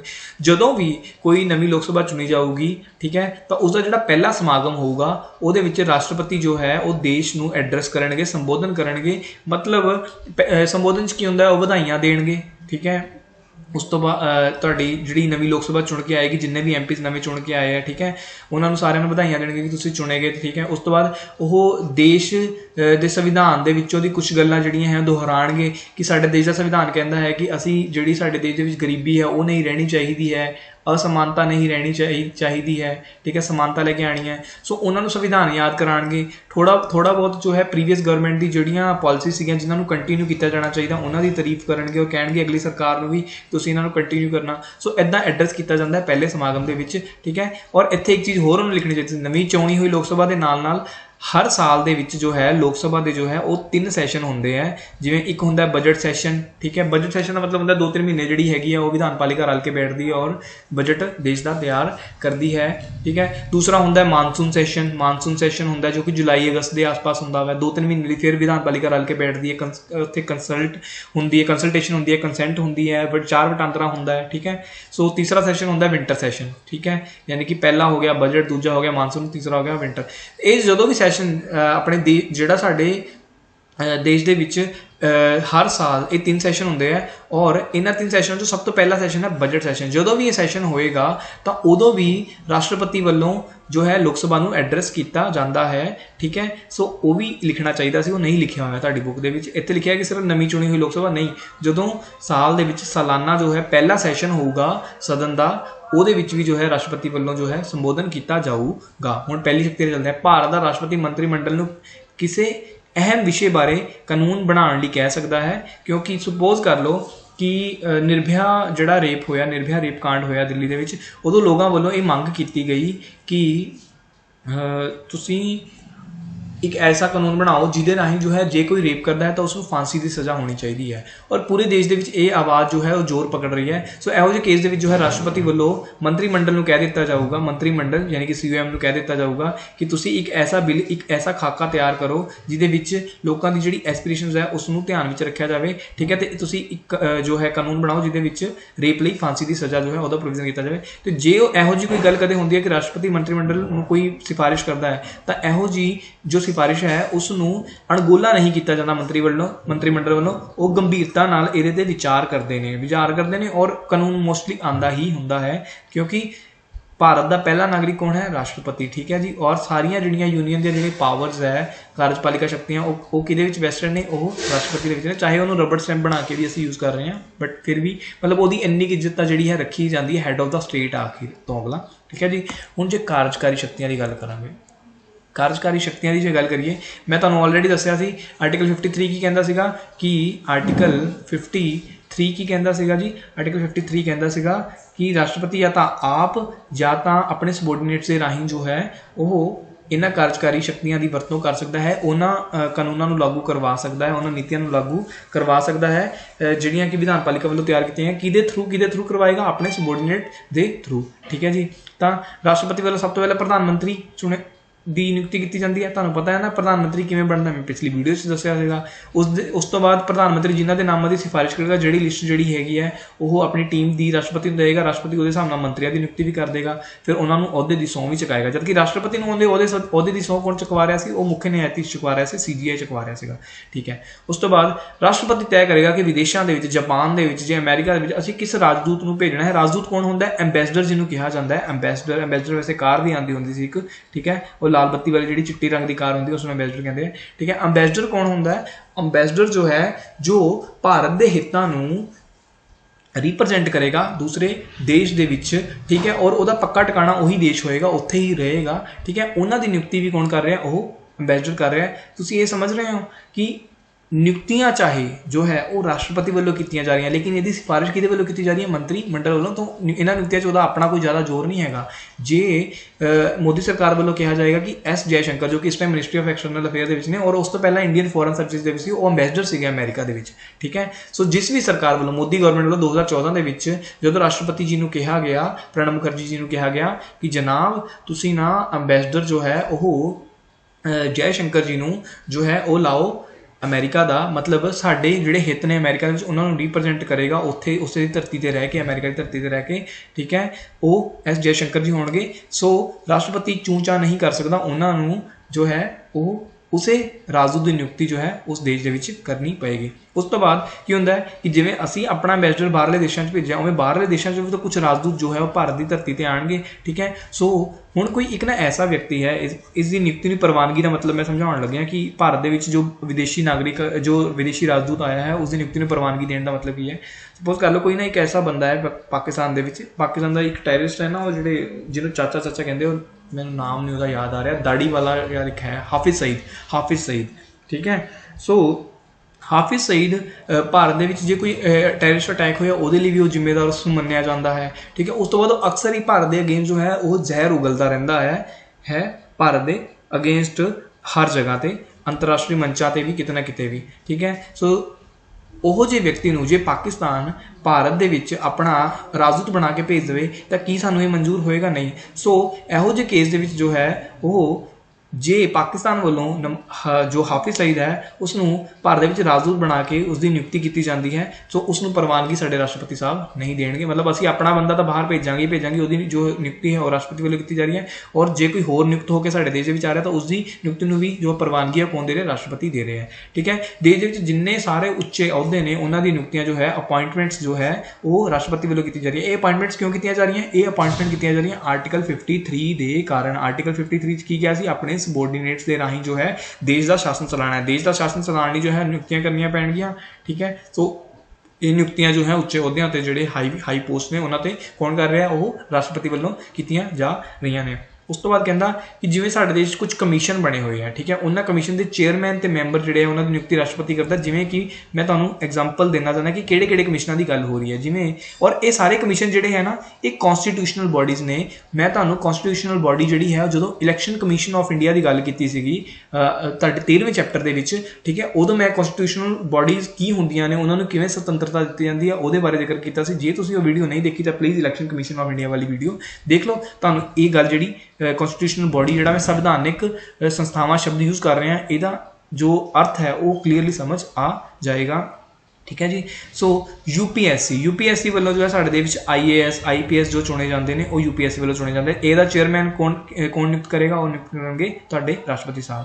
ਉਸ ਤੋਂ ਬਾਅਦ ਰਾਸ਼ਟਰੀ ਮਨੁੱਖ ਅਧਿਕਾਰ ਕਮਿਸ਼ਨ, ਜਿਸ ਨੂੰ ਕਹਿੰਦੇ ਨੈਸ਼ਨਲ ਹਿਊਮਨ ਰਾਈਟਸ ਕਾਉਂਸਿਲ, ਮਤਲਬ ਦੇਸ਼ ਦੇ ਵਿੱਚ ਕਿਸੇ ਦੇ ਵੀ ਜਿਹੜੇ ਮਨੁੱਖੀ ਅਧਿਕਾਰ ਆ ਉਹਨਾਂ ਦੀ ਘਾਟ ਨਾ ਹੋਵੇ। ਜਿਵੇਂ ਹੁਣ ਸਪੋਜ਼ ਕਰ ਲਓ ਕਿ ਹਾਥਰਸ ਦੇ ਵਿੱਚ ਆਈ ਥਿੰਕ ਇੱਕ ਲੜਕੀ ਦਾ ਜੋ ਹੈ, ਦਲਿਤ ਲੜਕੀ ਦਾ ਜੋ ਹੈ ਰੇਪ ਹੋਇਆ ਸੀਗਾ। ਸੋ ਇਹ ਮੰਨਿਆ ਗਿਆ ਸੀਗਾ ਕਿ ਇੱਕ ਤਾਂ ਜੋ ਸਮਾਜ ਵੱਲੋਂ ਪਹਿਲਾਂ ਤੋਂ ਦਲਿਤਾਂ ਦਾ ਕਿਸੇ ਨਾ ਕਿਸੇ ਹੱਦ ਤੱਕ ਸ਼ੋਸ਼ਣ ਹੁੰਦਾ ਆਇਆ ਹੈ, ਠੀਕ ਹੈ, ਤੇ ਹੁਣ ਉਹਨਾਂ ਦੀ ਜਿਹੜੀਆਂ ਬਹਿਨ ਬੇਟੀਆਂ ਨੇ ਉਹਨਾਂ ਦੀ ਆਬਰੂ ਜਿਹੜੀ ਹੈਗੀ ਹੈ, ਇੱਜ਼ਤ ਹੈਗੀ ਹੈ, ਉਹ ਵੀ ਸੇਫ ਨਹੀਂ ਹੈਗੀ, ਠੀਕ ਹੈ। ਸੋ ਇਹ ਮਨੁੱਖੀ ਅਧਿਕਾਰਾਂ ਦਾ ਜੋ ਹੈ ਉਹ ਹਨਨ ਮੰਨਿਆ ਜਾਂਦਾ। ਜਾਂ ਫਿਰ ਜਿਹੜੇ ਜੇਲ੍ਹ ਦੇ ਵਿੱਚ ਕੈਦੀ कैदी अंडर ट्रायल रहते जिन्होंने हाले सज़ा जी है उन्होंने करार नीति जो है तय नहीं की गई और शायद उन्होंने विचारे किसी ना किसी झूठे मामले फसाया गया है। उन्होंने जेलों के उन्होंने जो तशदद किया जाता है, उन्होंने कोई जुल्म किया जाता है, उन्होंने खाण पीण सही सहूलतां नहीं दी जाती, उन्होंने गैर मनुखी व्यवहार किया जाता है। क्योंकि एक मनुख होने का मतलब है कि उसको सारिया सुविधावां जिहड़ियां एज ए मनुख मिलनियां चाहिए जो कि तुहानूं तुहाडे घर दे विच बैठ के मिलदियां वो हर व्यक्ति को मिलनियां चाहिए। ठीक है, सो इहो जे किसी भी जिहड़े मामले दे विच नोटिस लैंदा वो कौन लैंदा? नैशनल ह्यूमन राइट्स काउंसिल जिहड़ा है राष्ट्रीय मनुखी अधिकार कमीशन है ਉਹਦੇ ਵੱਲੋਂ लिया जाता है। इसका चेयरमैन इज ए मैंबर कौन नियुक्त करेगा? वो नियुक्त करेंगे तुहाडे राष्ट्रपति साहब।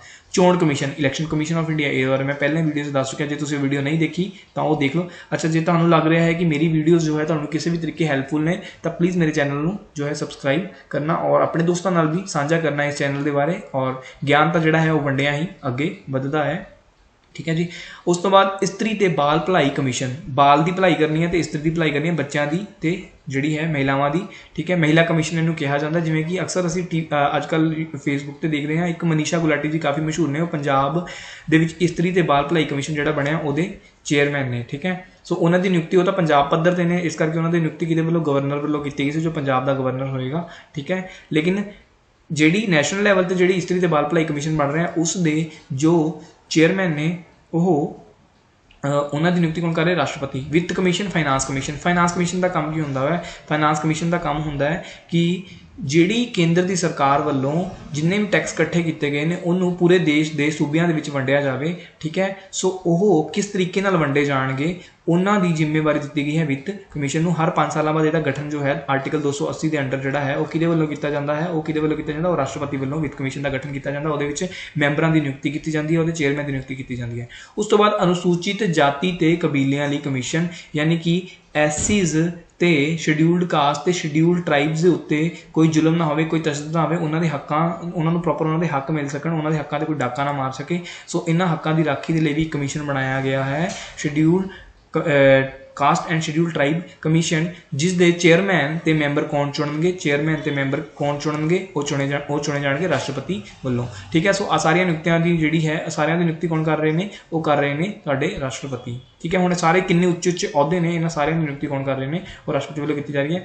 उस तो बाद अगली पोस्ट सरकार के कानूनी सलाहकार अटारनी जनरल। अच्छा, मैं एक एग्जाम्पल देना, अटारनी जनरल समझाना पहला की होंदा है। अटारनी जनरल जिहड़ा है मतलब कि तुहाडा परमात्मा ना करे तुहानू कदे कोर्ट की जो है वो जी अपना दरवाजा कोर्ट का दरवाजा टप्पना पवे, कदे कोर्ट जाना पवे।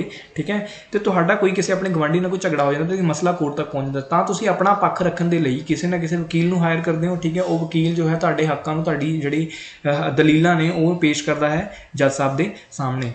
ठीक है, तो भारत सरकार नूं भी भारत सरकार के भी तो अगेंस्ट बहुत सारे लोग जोड़े है वो केस करते हैं। ठीक है, सो इहो जे केस दे विच सरकार जो है आप लिटिगेंट बन जाती, एक पार्टी बन जाती है। ठीक है, सो सरकार का पक्ष पूरन के लिए सरकार को भी तो एक वकील की लोड़ है, तो उस वकील को जो सरकार का पक्ष जो है वह पूरेगा कोर्ट के जो सरकार के लिए कोर्ट के खड़ा होएगा उसनों कहा जाता है अटॉर्नी जनरल। तो इमेजिन करो कि कितनी वड्डी पोस्ट होएगी, सरकार का एक कानूनी सलाहकार है। ठीक है, सो इस अटॉर्नी जनरल की नियुक्ति कौन करता है? वो करते हैं तुहाडे अटॉर्नी जनरल की नियुक्ति जो है वह करते हैं तुहाडे राष्ट्रपति साहब। अच्छा, एक अगला शब्द लिखा है कंट्रोलर एंड एडिटर जनरल। इत्थे एडिटर नहीं, इत्थे आना सी ऑडिटर, ठीक कर लेना प्लीज़। ठीक है, ऑडिटर जनरल जिसनों शॉर्ट असीं कह दें CAG, controller and auditor general. ठीक है, इहदा काम की है?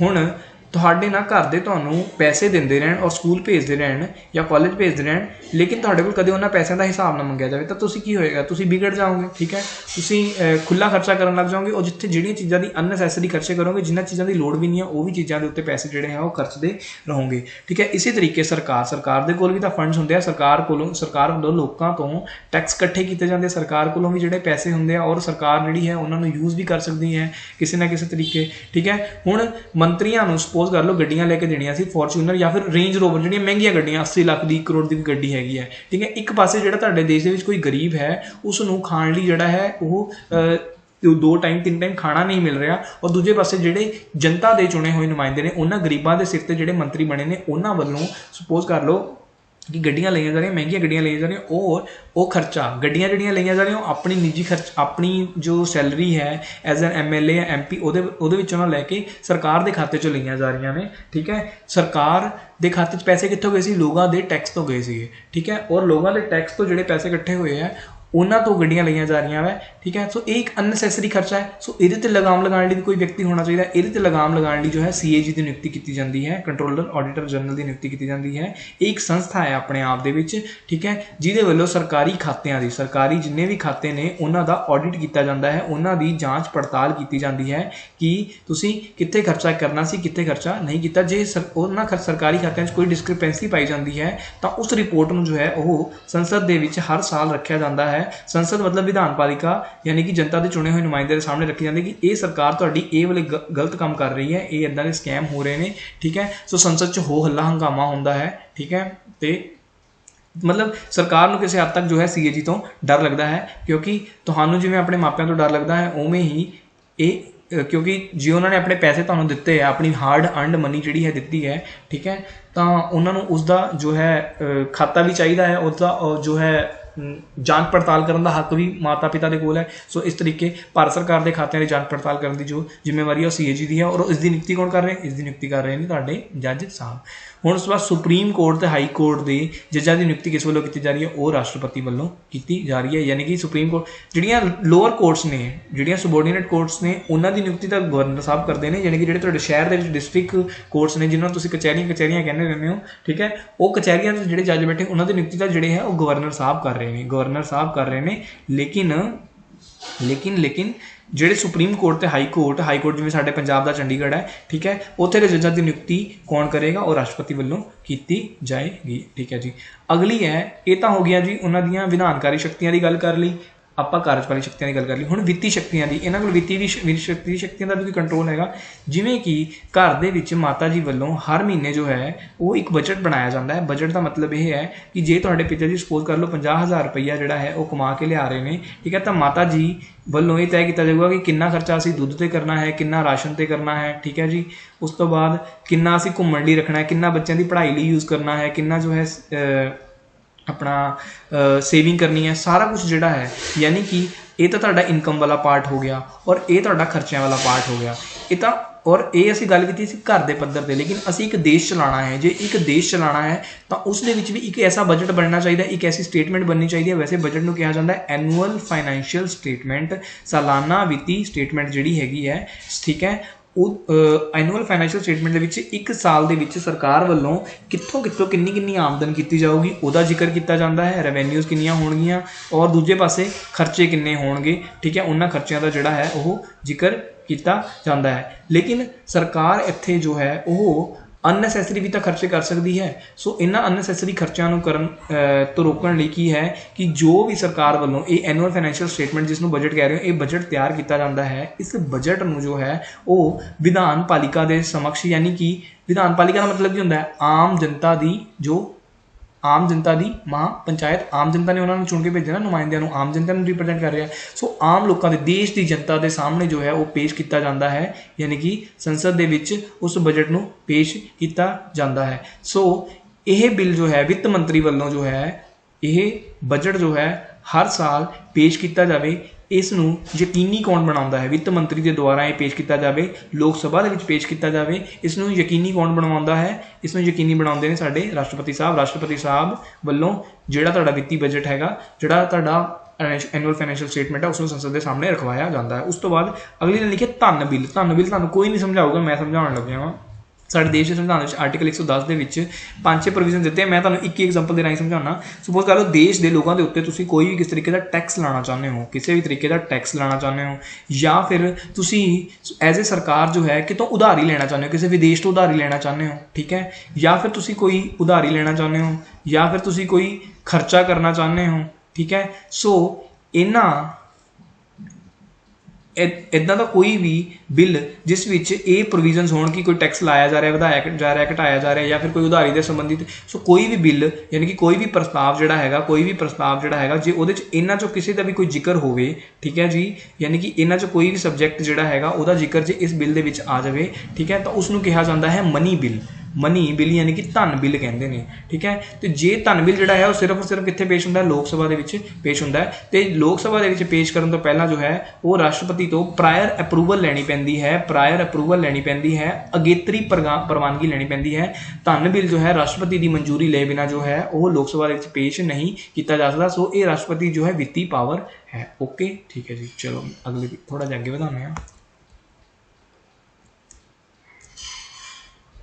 बस 2-3 रह गई, आ 2 ही रह गई, जस्ट अपना काम होने वाला नेड़े ही आप। तो तुसीं मेरे नाल बहुत देर तो जुड़े हुए हैं, प्लीज़ थोड़ा जिहा होर कोऑपरेट कर लो। बट मैं उम्मीद करदा कि मैं तुहानूं बोर नहीं होने दिता होगा। मैं बहुत सारिया चीज़ां जिहड़ियां तुहानूं नवीआं सिखाईआं होणगीआं, ठीक है जी। न्यायिक शक्तियां दी आपां तां गल कीती सी कि एक राजा महाराजा कोई हुंदा सीगा, उहदे कोल विधान पालिका दी शक्तियां भी हुंदियां सी, कार्यकारी शक्तियां भी हुंदियां सीगीआं ते न्यायपालिका दी शक्तियां भी हुंदियां सीगीआं। ते हुण तां तुसीं एक राष्ट्रपति नूं जिहड़ा हैगा हैड ऑफ द स्टेट जिहनूं तुसीं कह रहे हो उहनूं विधानपालिक शक्तियां भी दित्तियां, कार्यपालिका शक्तियां भी दित्तियां, हुण तुसीं कही जाओ न्यायपालिका शक्तियां देण लगे। नहीं इदां दी कोई गल नहीं है। राष्ट्रपति वालों हाई कोर्ट या सुप्रीम कोर्ट का काम नहीं किया जा रहा, हाई कोर्ट या फिर सुप्रीम कोर्ट का काम नहीं किया जा रहा। उहदे वालों तो जे सुपोज कर लो कि ना सुप्रीम कोर्ट वालों जो है किसी व्यक्ति को कोई सज़ा दी गई है, ठीक है, मौत की सज़ा दे दी गई, ठीक है, डैथ की सज़ा दे दी गई, ठीक है, तो या फिर उसनों आजीवन कारावास दे दिता कि सारी जिंदगी जिहड़ी हैगी तू आजीवन कारावास दे दिता, सारी जिंदगी जेल दे विच ही रहेगा, ठीक है। तो जदों सुप्रीम कोर्ट वालों ये सज़ा किसी व्यक्ति तय कर दी गई तो देश के ये प्रोविजन साडे संविधान के ये प्रोविजन किया गया है कि वो व्यक्ति जो है जिसनों सज़ा मिली है वह राष्ट्रपति जी को जा सकता है, राष्ट्रपति जी को जा सकता है और उन्होंने कहेगा कि सर मेरा परिवार है, मेरे छोटे छोटे बच्चे हैं, ठीक है, तो मेरी सज़ा में तुसीं जिहड़ा है वो माफ़ कर दो, मेरे को गलती हो गई, मैं जान के गुनाह नहीं किया सीगा, तो मैं भावनावां च बह गया सीगा, मेरे को गलती हो गई, मैं दोबारा सारी जिंदगी जी एक चंगा इंसान बन के गुजारूंगा या कुछ भी इदा की मरसी पटीशन जी है वो लाता है, मेरे ते तरस करो जी, मेरे ते तरस करो, कोई भी हालात दस के जोड़े है वो अपने मरसी पटीशन जी है वो प्रेजिडेंट नूं सौंपता है वो व्यक्ति, ठीक है। सो उस केस के प्रेजिडेंट नूं कुछ न्यायिक शक्तियां दी गई, राष्ट्रपति नूं जिहड़ी है कुछ पावर्स दी गई हैं कि या तो वो उस व्यक्ति की जिहड़ी मौत की सज़ा है, सपोज कर लो डेथ की सज़ा है, उसनूं कन्वर्ट कर देणगे, उसनूं कम्यूट कर देणगे। कम्यूट करना कहते, कन्वर्ट करना कहते हैं, उन्होंने बदलता, उन्होंने कहता कि यार तेनों चल आजीवन कारावास दिता, तेनों यही डर है कि तेरी जान ना जाए, चल तेरी जान नहीं जाऊगी लेकिन तू सारी जिंदगी जेल तो बाहर नहीं जा सकेगा, सारी जिंदगी जेल च बैठेगा। या सपोज कर लो किसी ने 7 साल की सज़ा हुई सी, 7 ईयर की सज़ा हुई सी, उसनों सज़ा ने कहता 3 साल की कर देंगे यार, ठीक है। डैथ की सज़ा माफ़ कर सकता है, मौत की सज़ा नूं उम्र कैद विच बदल सकता है, आई लिखा ना, मौत की सज़ा जो है उसमें उम्र कैद बदल, जिन्होंने कम्यूटेशन कहा जाता है, कम्यूटेशन, ठीक है। सो मौत की सज़ा उम्र कैद बदल सकता है। उस तो बाद भारत का राष्ट्रपति किसी भी अपराधी की सज़ा को घट जा माफ़ कर सकता है, घट भी कर सकता है, माफ़ भी कर सकता है, ठीक है जी। सो ये न्यायिक शक्तियां उन्होंने दी गई हैं। बाकी किसी से कोई झगड़ा सुलझाना जोड़ा वह काम नहीं है, वो झगड़े झुगड़े होने तो बाद जी दलील अपील वाला जोड़ा काम है, दलील तो हो गई उत्थे, अपील वाला जोड़ा काम है वो ये पावर एक दी गई है राष्ट्रपति को। ओके ठीक है जी। सो अगली जी शक्तियां हैं वो संकटकालीन शक्तियां हैं। संकटकालीन मतलब संकट का मतलब की होंदा है एमरजेंसी, ठीक है। एमरजेंसी कदों आती होंदी है ਜਦੋਂ कोई चीज़ अनएक्सपैक्टेडली जी है हैपन हो जाए। हुण परमात्मा ना करे कि साडे देश दे विच साडे देश ते चाइना हमला कर दे, साडे देश ते वॉर कर दे, ठीक है, या फिर देश दे अंदर ही कोई इंटरनल डिस्टर्बेंस पैदा हो जाए, इंटरनल डिस्टर्बेंस पैदा हो जाए, ठीक है जी, आंतरिक जो है विद्रोह हो जाए और मतलब इसनों चेंज कर दिता गया, इंटरनल डिस्टर्बेंस की जगह पर शब्द यूज़ किया जाता है आर्म्ड रिबिलियन हो जाए, आर्म्ड रिबिलियन हो जाए मतलब सशस्त्र विद्रोह हो जाए, आर्म्ड रिबिलियन हो जाए मतलब सशस्त्र विद्रोह हो जाए, मतलब सिविल वार छिड़ जाए, गृह युद्ध छिड़ जाए, लोग जोड़े है वो सड़कों पर बंदूक हथियार लैके आ जाए और ये कह दें कि असी कोई भी मंत्री जिंदा नहीं छड़ना है, कोई भी सरकार इस देश के काम नहीं करेगी, इस टाइम साडे देश जो है जनता राह चलेगा। सो इहो जिहे केसिस दे विच जिहड़ा है वो राष्ट्रपति वालों राष्ट्रीय संकट काल ला दिता जाएगा, नैशनल एमरजेंसी लगा दी जाएगी, जिसका जिक्र जो है नैशनल एमरजेंसी जिसका जिक्र है अनुच्छेद 352 के दिता गया है। सो इहो जे केस दे की होएगा कि मैं तुहानूं संघवाद पढ़ाया सी, जे तुहानूं याद होवे संघवाद दे विच मैं दस्सिया सीगा कि सब तो पहली वीडियो इस चैप्टर की जिहड़ी है उह संघवाद दा मैं बहुत चंगी तरीके से समझाया होया है कि साडे देश दे विच जिहड़ा शासन है वह 2 पद्धर ते काम करता है, एक है केंद्रीय शासन, ठीक है, एक है प्रांताई शासन, प्रांत पद्धर ते यानी कि सूबा पद्धर, ये पंजाब पद्धर ते होगा, इंडिया पद्धर ते होगा, और ਇਹਨਾਂ ਦੇ ਆਪਣੀ ਵਿਧਾਨਪਾਲਿਕਾ ਹੈ, ਇਹਨਾਂ ਦੀ ਆਪਣੀ ਕਾਰਜਪਾਲਿਕਾ ਹੈ। ਇਸੇ ਤਰੀਕੇ ਪੰਜਾਬ ਦੇ ਵਿੱਚ ਵੀ ਆਪਣੀ ਵਿਧਾਨਪਾਲਿਕਾ ਹੈ ਔਰ ਇੱਥੇ ਵੀ ਆਪਣੀ ਹੀ ਕਾਰਜਪਾਲਿਕਾ ਹੈ। ਠੀਕ ਹੈ, ਤਾਂ ਸ਼ਾਸਨ ਦੋ ਪੱਧਰ ਤੇ ਕੰਮ ਕਰਦਾ ਹੈ, ਕੇਂਦਰੀ ਤੇ ਪ੍ਰਾਂਤੀ ਪੱਧਰ ਤੇ। ਠੀਕ ਹੈ, ਸੋ ਜਦੋਂ ਦੇਸ਼ ਦੇ ਵਿੱਚ ਰਾਸ਼ਟਰੀ ਸੰਕਟ ਕਾਲ ਲੱਗ ਗਿਆ ਤਾਂ ਜਿੰਨੇ ਵੀ ਪ੍ਰਾਂਤ ਨੇ, 28 ਪ੍ਰਾਂਤ ਨੇ, 29 ਪ੍ਰਾਂਤ ਨੇ, ਜਿੰਨੇ ਵੀ ਭਾਰਤ ਦੇ ਪ੍ਰਾਂਤ ਨੇ, ਉਹਨਾਂ ਦੀ ਜਿਹੜੀਆਂ ਤੁਹਾਡੀਆਂ ਵਿਧਾਨਪਾਲਿਕਾ ਵਾਲੀਆਂ ਸ਼ਕਤੀਆਂ ਨੇ, ਜਿਵੇਂ ਕਿ ਮੈਂ ਤੁਹਾਨੂੰ ਦੱਸਿਆ ਸੀ ਨਾ ਵਿਧਾਨਪਾਲਿਕਾ 'ਚ ਕਿ ਕੁਝ ਸਬਜੈਕਟ ਜਿਹੜੇ ਹੈਗੇ ਉਹ ਸਟੇਟ ਲਿਸਟ, ਸ਼ਡਿਊਲ 7 ਦੀ ਗੱਲ ਮੈਂ ਕਰ ਰਿਹਾ। ਸ਼ਡਿਊਲ 7 ਦੇ ਵਿੱਚ ਜੋ ਹੈ ਉਹ 3 ਲਿਸਟਾਂ ਦੀ ਗੱਲ ਹੋ ਰਹੀ ਸੀਗੀ। ਸੈਂਟਰ ਲਿਸਟ ਹੈ, ਇੱਕ ਸਟੇਟ ਲਿਸਟ ਹੈ, ਇੱਕ ਕੰਕਰੈਂਟ ਲਿਸਟ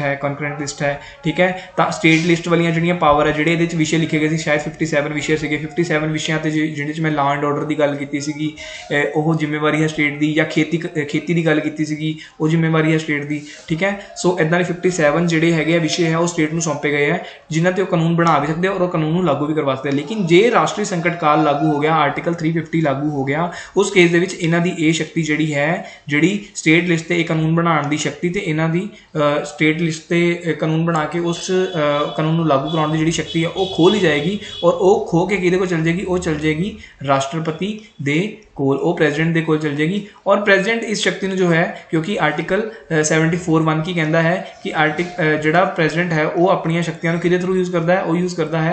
ਉਹ ਯੂਜ਼ ਕਰਦਾ ਹੈ ਮੰਤਰੀ ਮੰਡਲ ਦੀ ਸਲਾਹ ਤੇ। ਠੀਕ ਹੈ, ਤਾਂ ਮੰਤਰੀ ਮੰਡਲ ਦੀ ਸਲਾਹ ਤੇ। ਸੋ ਪ੍ਰੈਜ਼ੀਡੈਂਟ ਵੱਲੋਂ ਇਹ ਸ਼ਕਤੀਆਂ ਜਿਹੜੀਆਂ ਖੋਹ ਕੇ ਕਿਹਨੂੰ ਦੇ ਦਿੱਤੀਆਂ ਜਾਣਗੀਆਂ? ਉਹ ਦਿੱਤੀਆਂ ਜਾਣਗੀਆਂ ਕੇਂਦਰੀ ਵਿਧਾਨਪਾਲਿਕਾ ਨੂੰ, ਮਤਲਬ ਕਿ ਸੰਸਦ ਨੂੰ ਦੇ ਦਿੱਤੀਆਂ ਜਾਣਗੀਆਂ। ਸੋ ਇਹ ਸੰਕਟਕਾਲੀਨ ਸ਼ਕਤੀਆਂ ਦੇ ਵਿੱਚ ਰਾਸ਼ਟਰੀ ਸੰਕਟ ਕਾਲ ਦੀ ਮੈਂ ਗੱਲ ਕਰ ਰਿਹਾ ਕਿ ਰਾਸ਼ਟਰੀ ਸੰਕਟ ਕਾਲ ਦੇ ਵਿੱਚ ਜਿਹੜੀਆਂ ਕਿ ਸੰਘਵਾਦ ਦੇ ਵਿੱਚ ਕਿਹਾ ਜਾਂਦਾ ਹੈ ਕਿ ਕੇਂਦਰ ਦੇ ਪੱਧਰ ਤੇ ਅਲੱਗ ਵਿਧਾਨਪਾਲਿਕਾ ਹੋਏਗੀ, ਕਾਰਜਪਾਲਿਕਾ ਹੋਏਗੀ, ਔਰ ਪ੍ਰਾਂਤ ਦੇ ਪੱਧਰ ਤੇ ਵੱਖ-ਵੱਖ ਵਿਧਾਨਪਾਲਿਕਾ, ਕਾਰਜਪਾਲਿਕਾ ਹੋਣਗੀਆਂ। ਇਹਨਾਂ ਦੀਆਂ ਸ਼ਕਤੀਆਂ ਜਿਹੜੀਆਂ ਹੈ ਉਹ ਖੋਹ ਕੇ ਕਿਹਨੂੰ ਦੇ ਦਿੱਤੀਆਂ ਗਈਆਂ? ਉਹ ਦੇ ਦਿੱਤੀਆਂ ਜਾਣਗੀਆਂ ਪ੍ਰੈਜ਼ੀਡੈਂਟ ਨੂੰ, ਕਿਉਂਕਿ ਪ੍ਰੈਜ਼ੀਡੈਂਟ ਵੱਲੋਂ ਜੋ ਹੈ ਉਹ ਜੋ ਹੈ ਇਸ ਰਾਸ਼ਟਰੀ ਸੰਕਟ ਕਾਲ ਦੀ ਘੋਸ਼ਣਾ ਕੀਤੀ ਜਾਂਦੀ ਹੈ। ਘੋਸ਼ਣਾ ਕੌਣ ਕਰੇਗਾ? ਪ੍ਰੋਕਲੇਮੇਸ਼ਨ ਕਹਿੰਦੇ ਆ ਅੰਗਰੇਜ਼ੀ ਦੇ ਵਿੱਚ।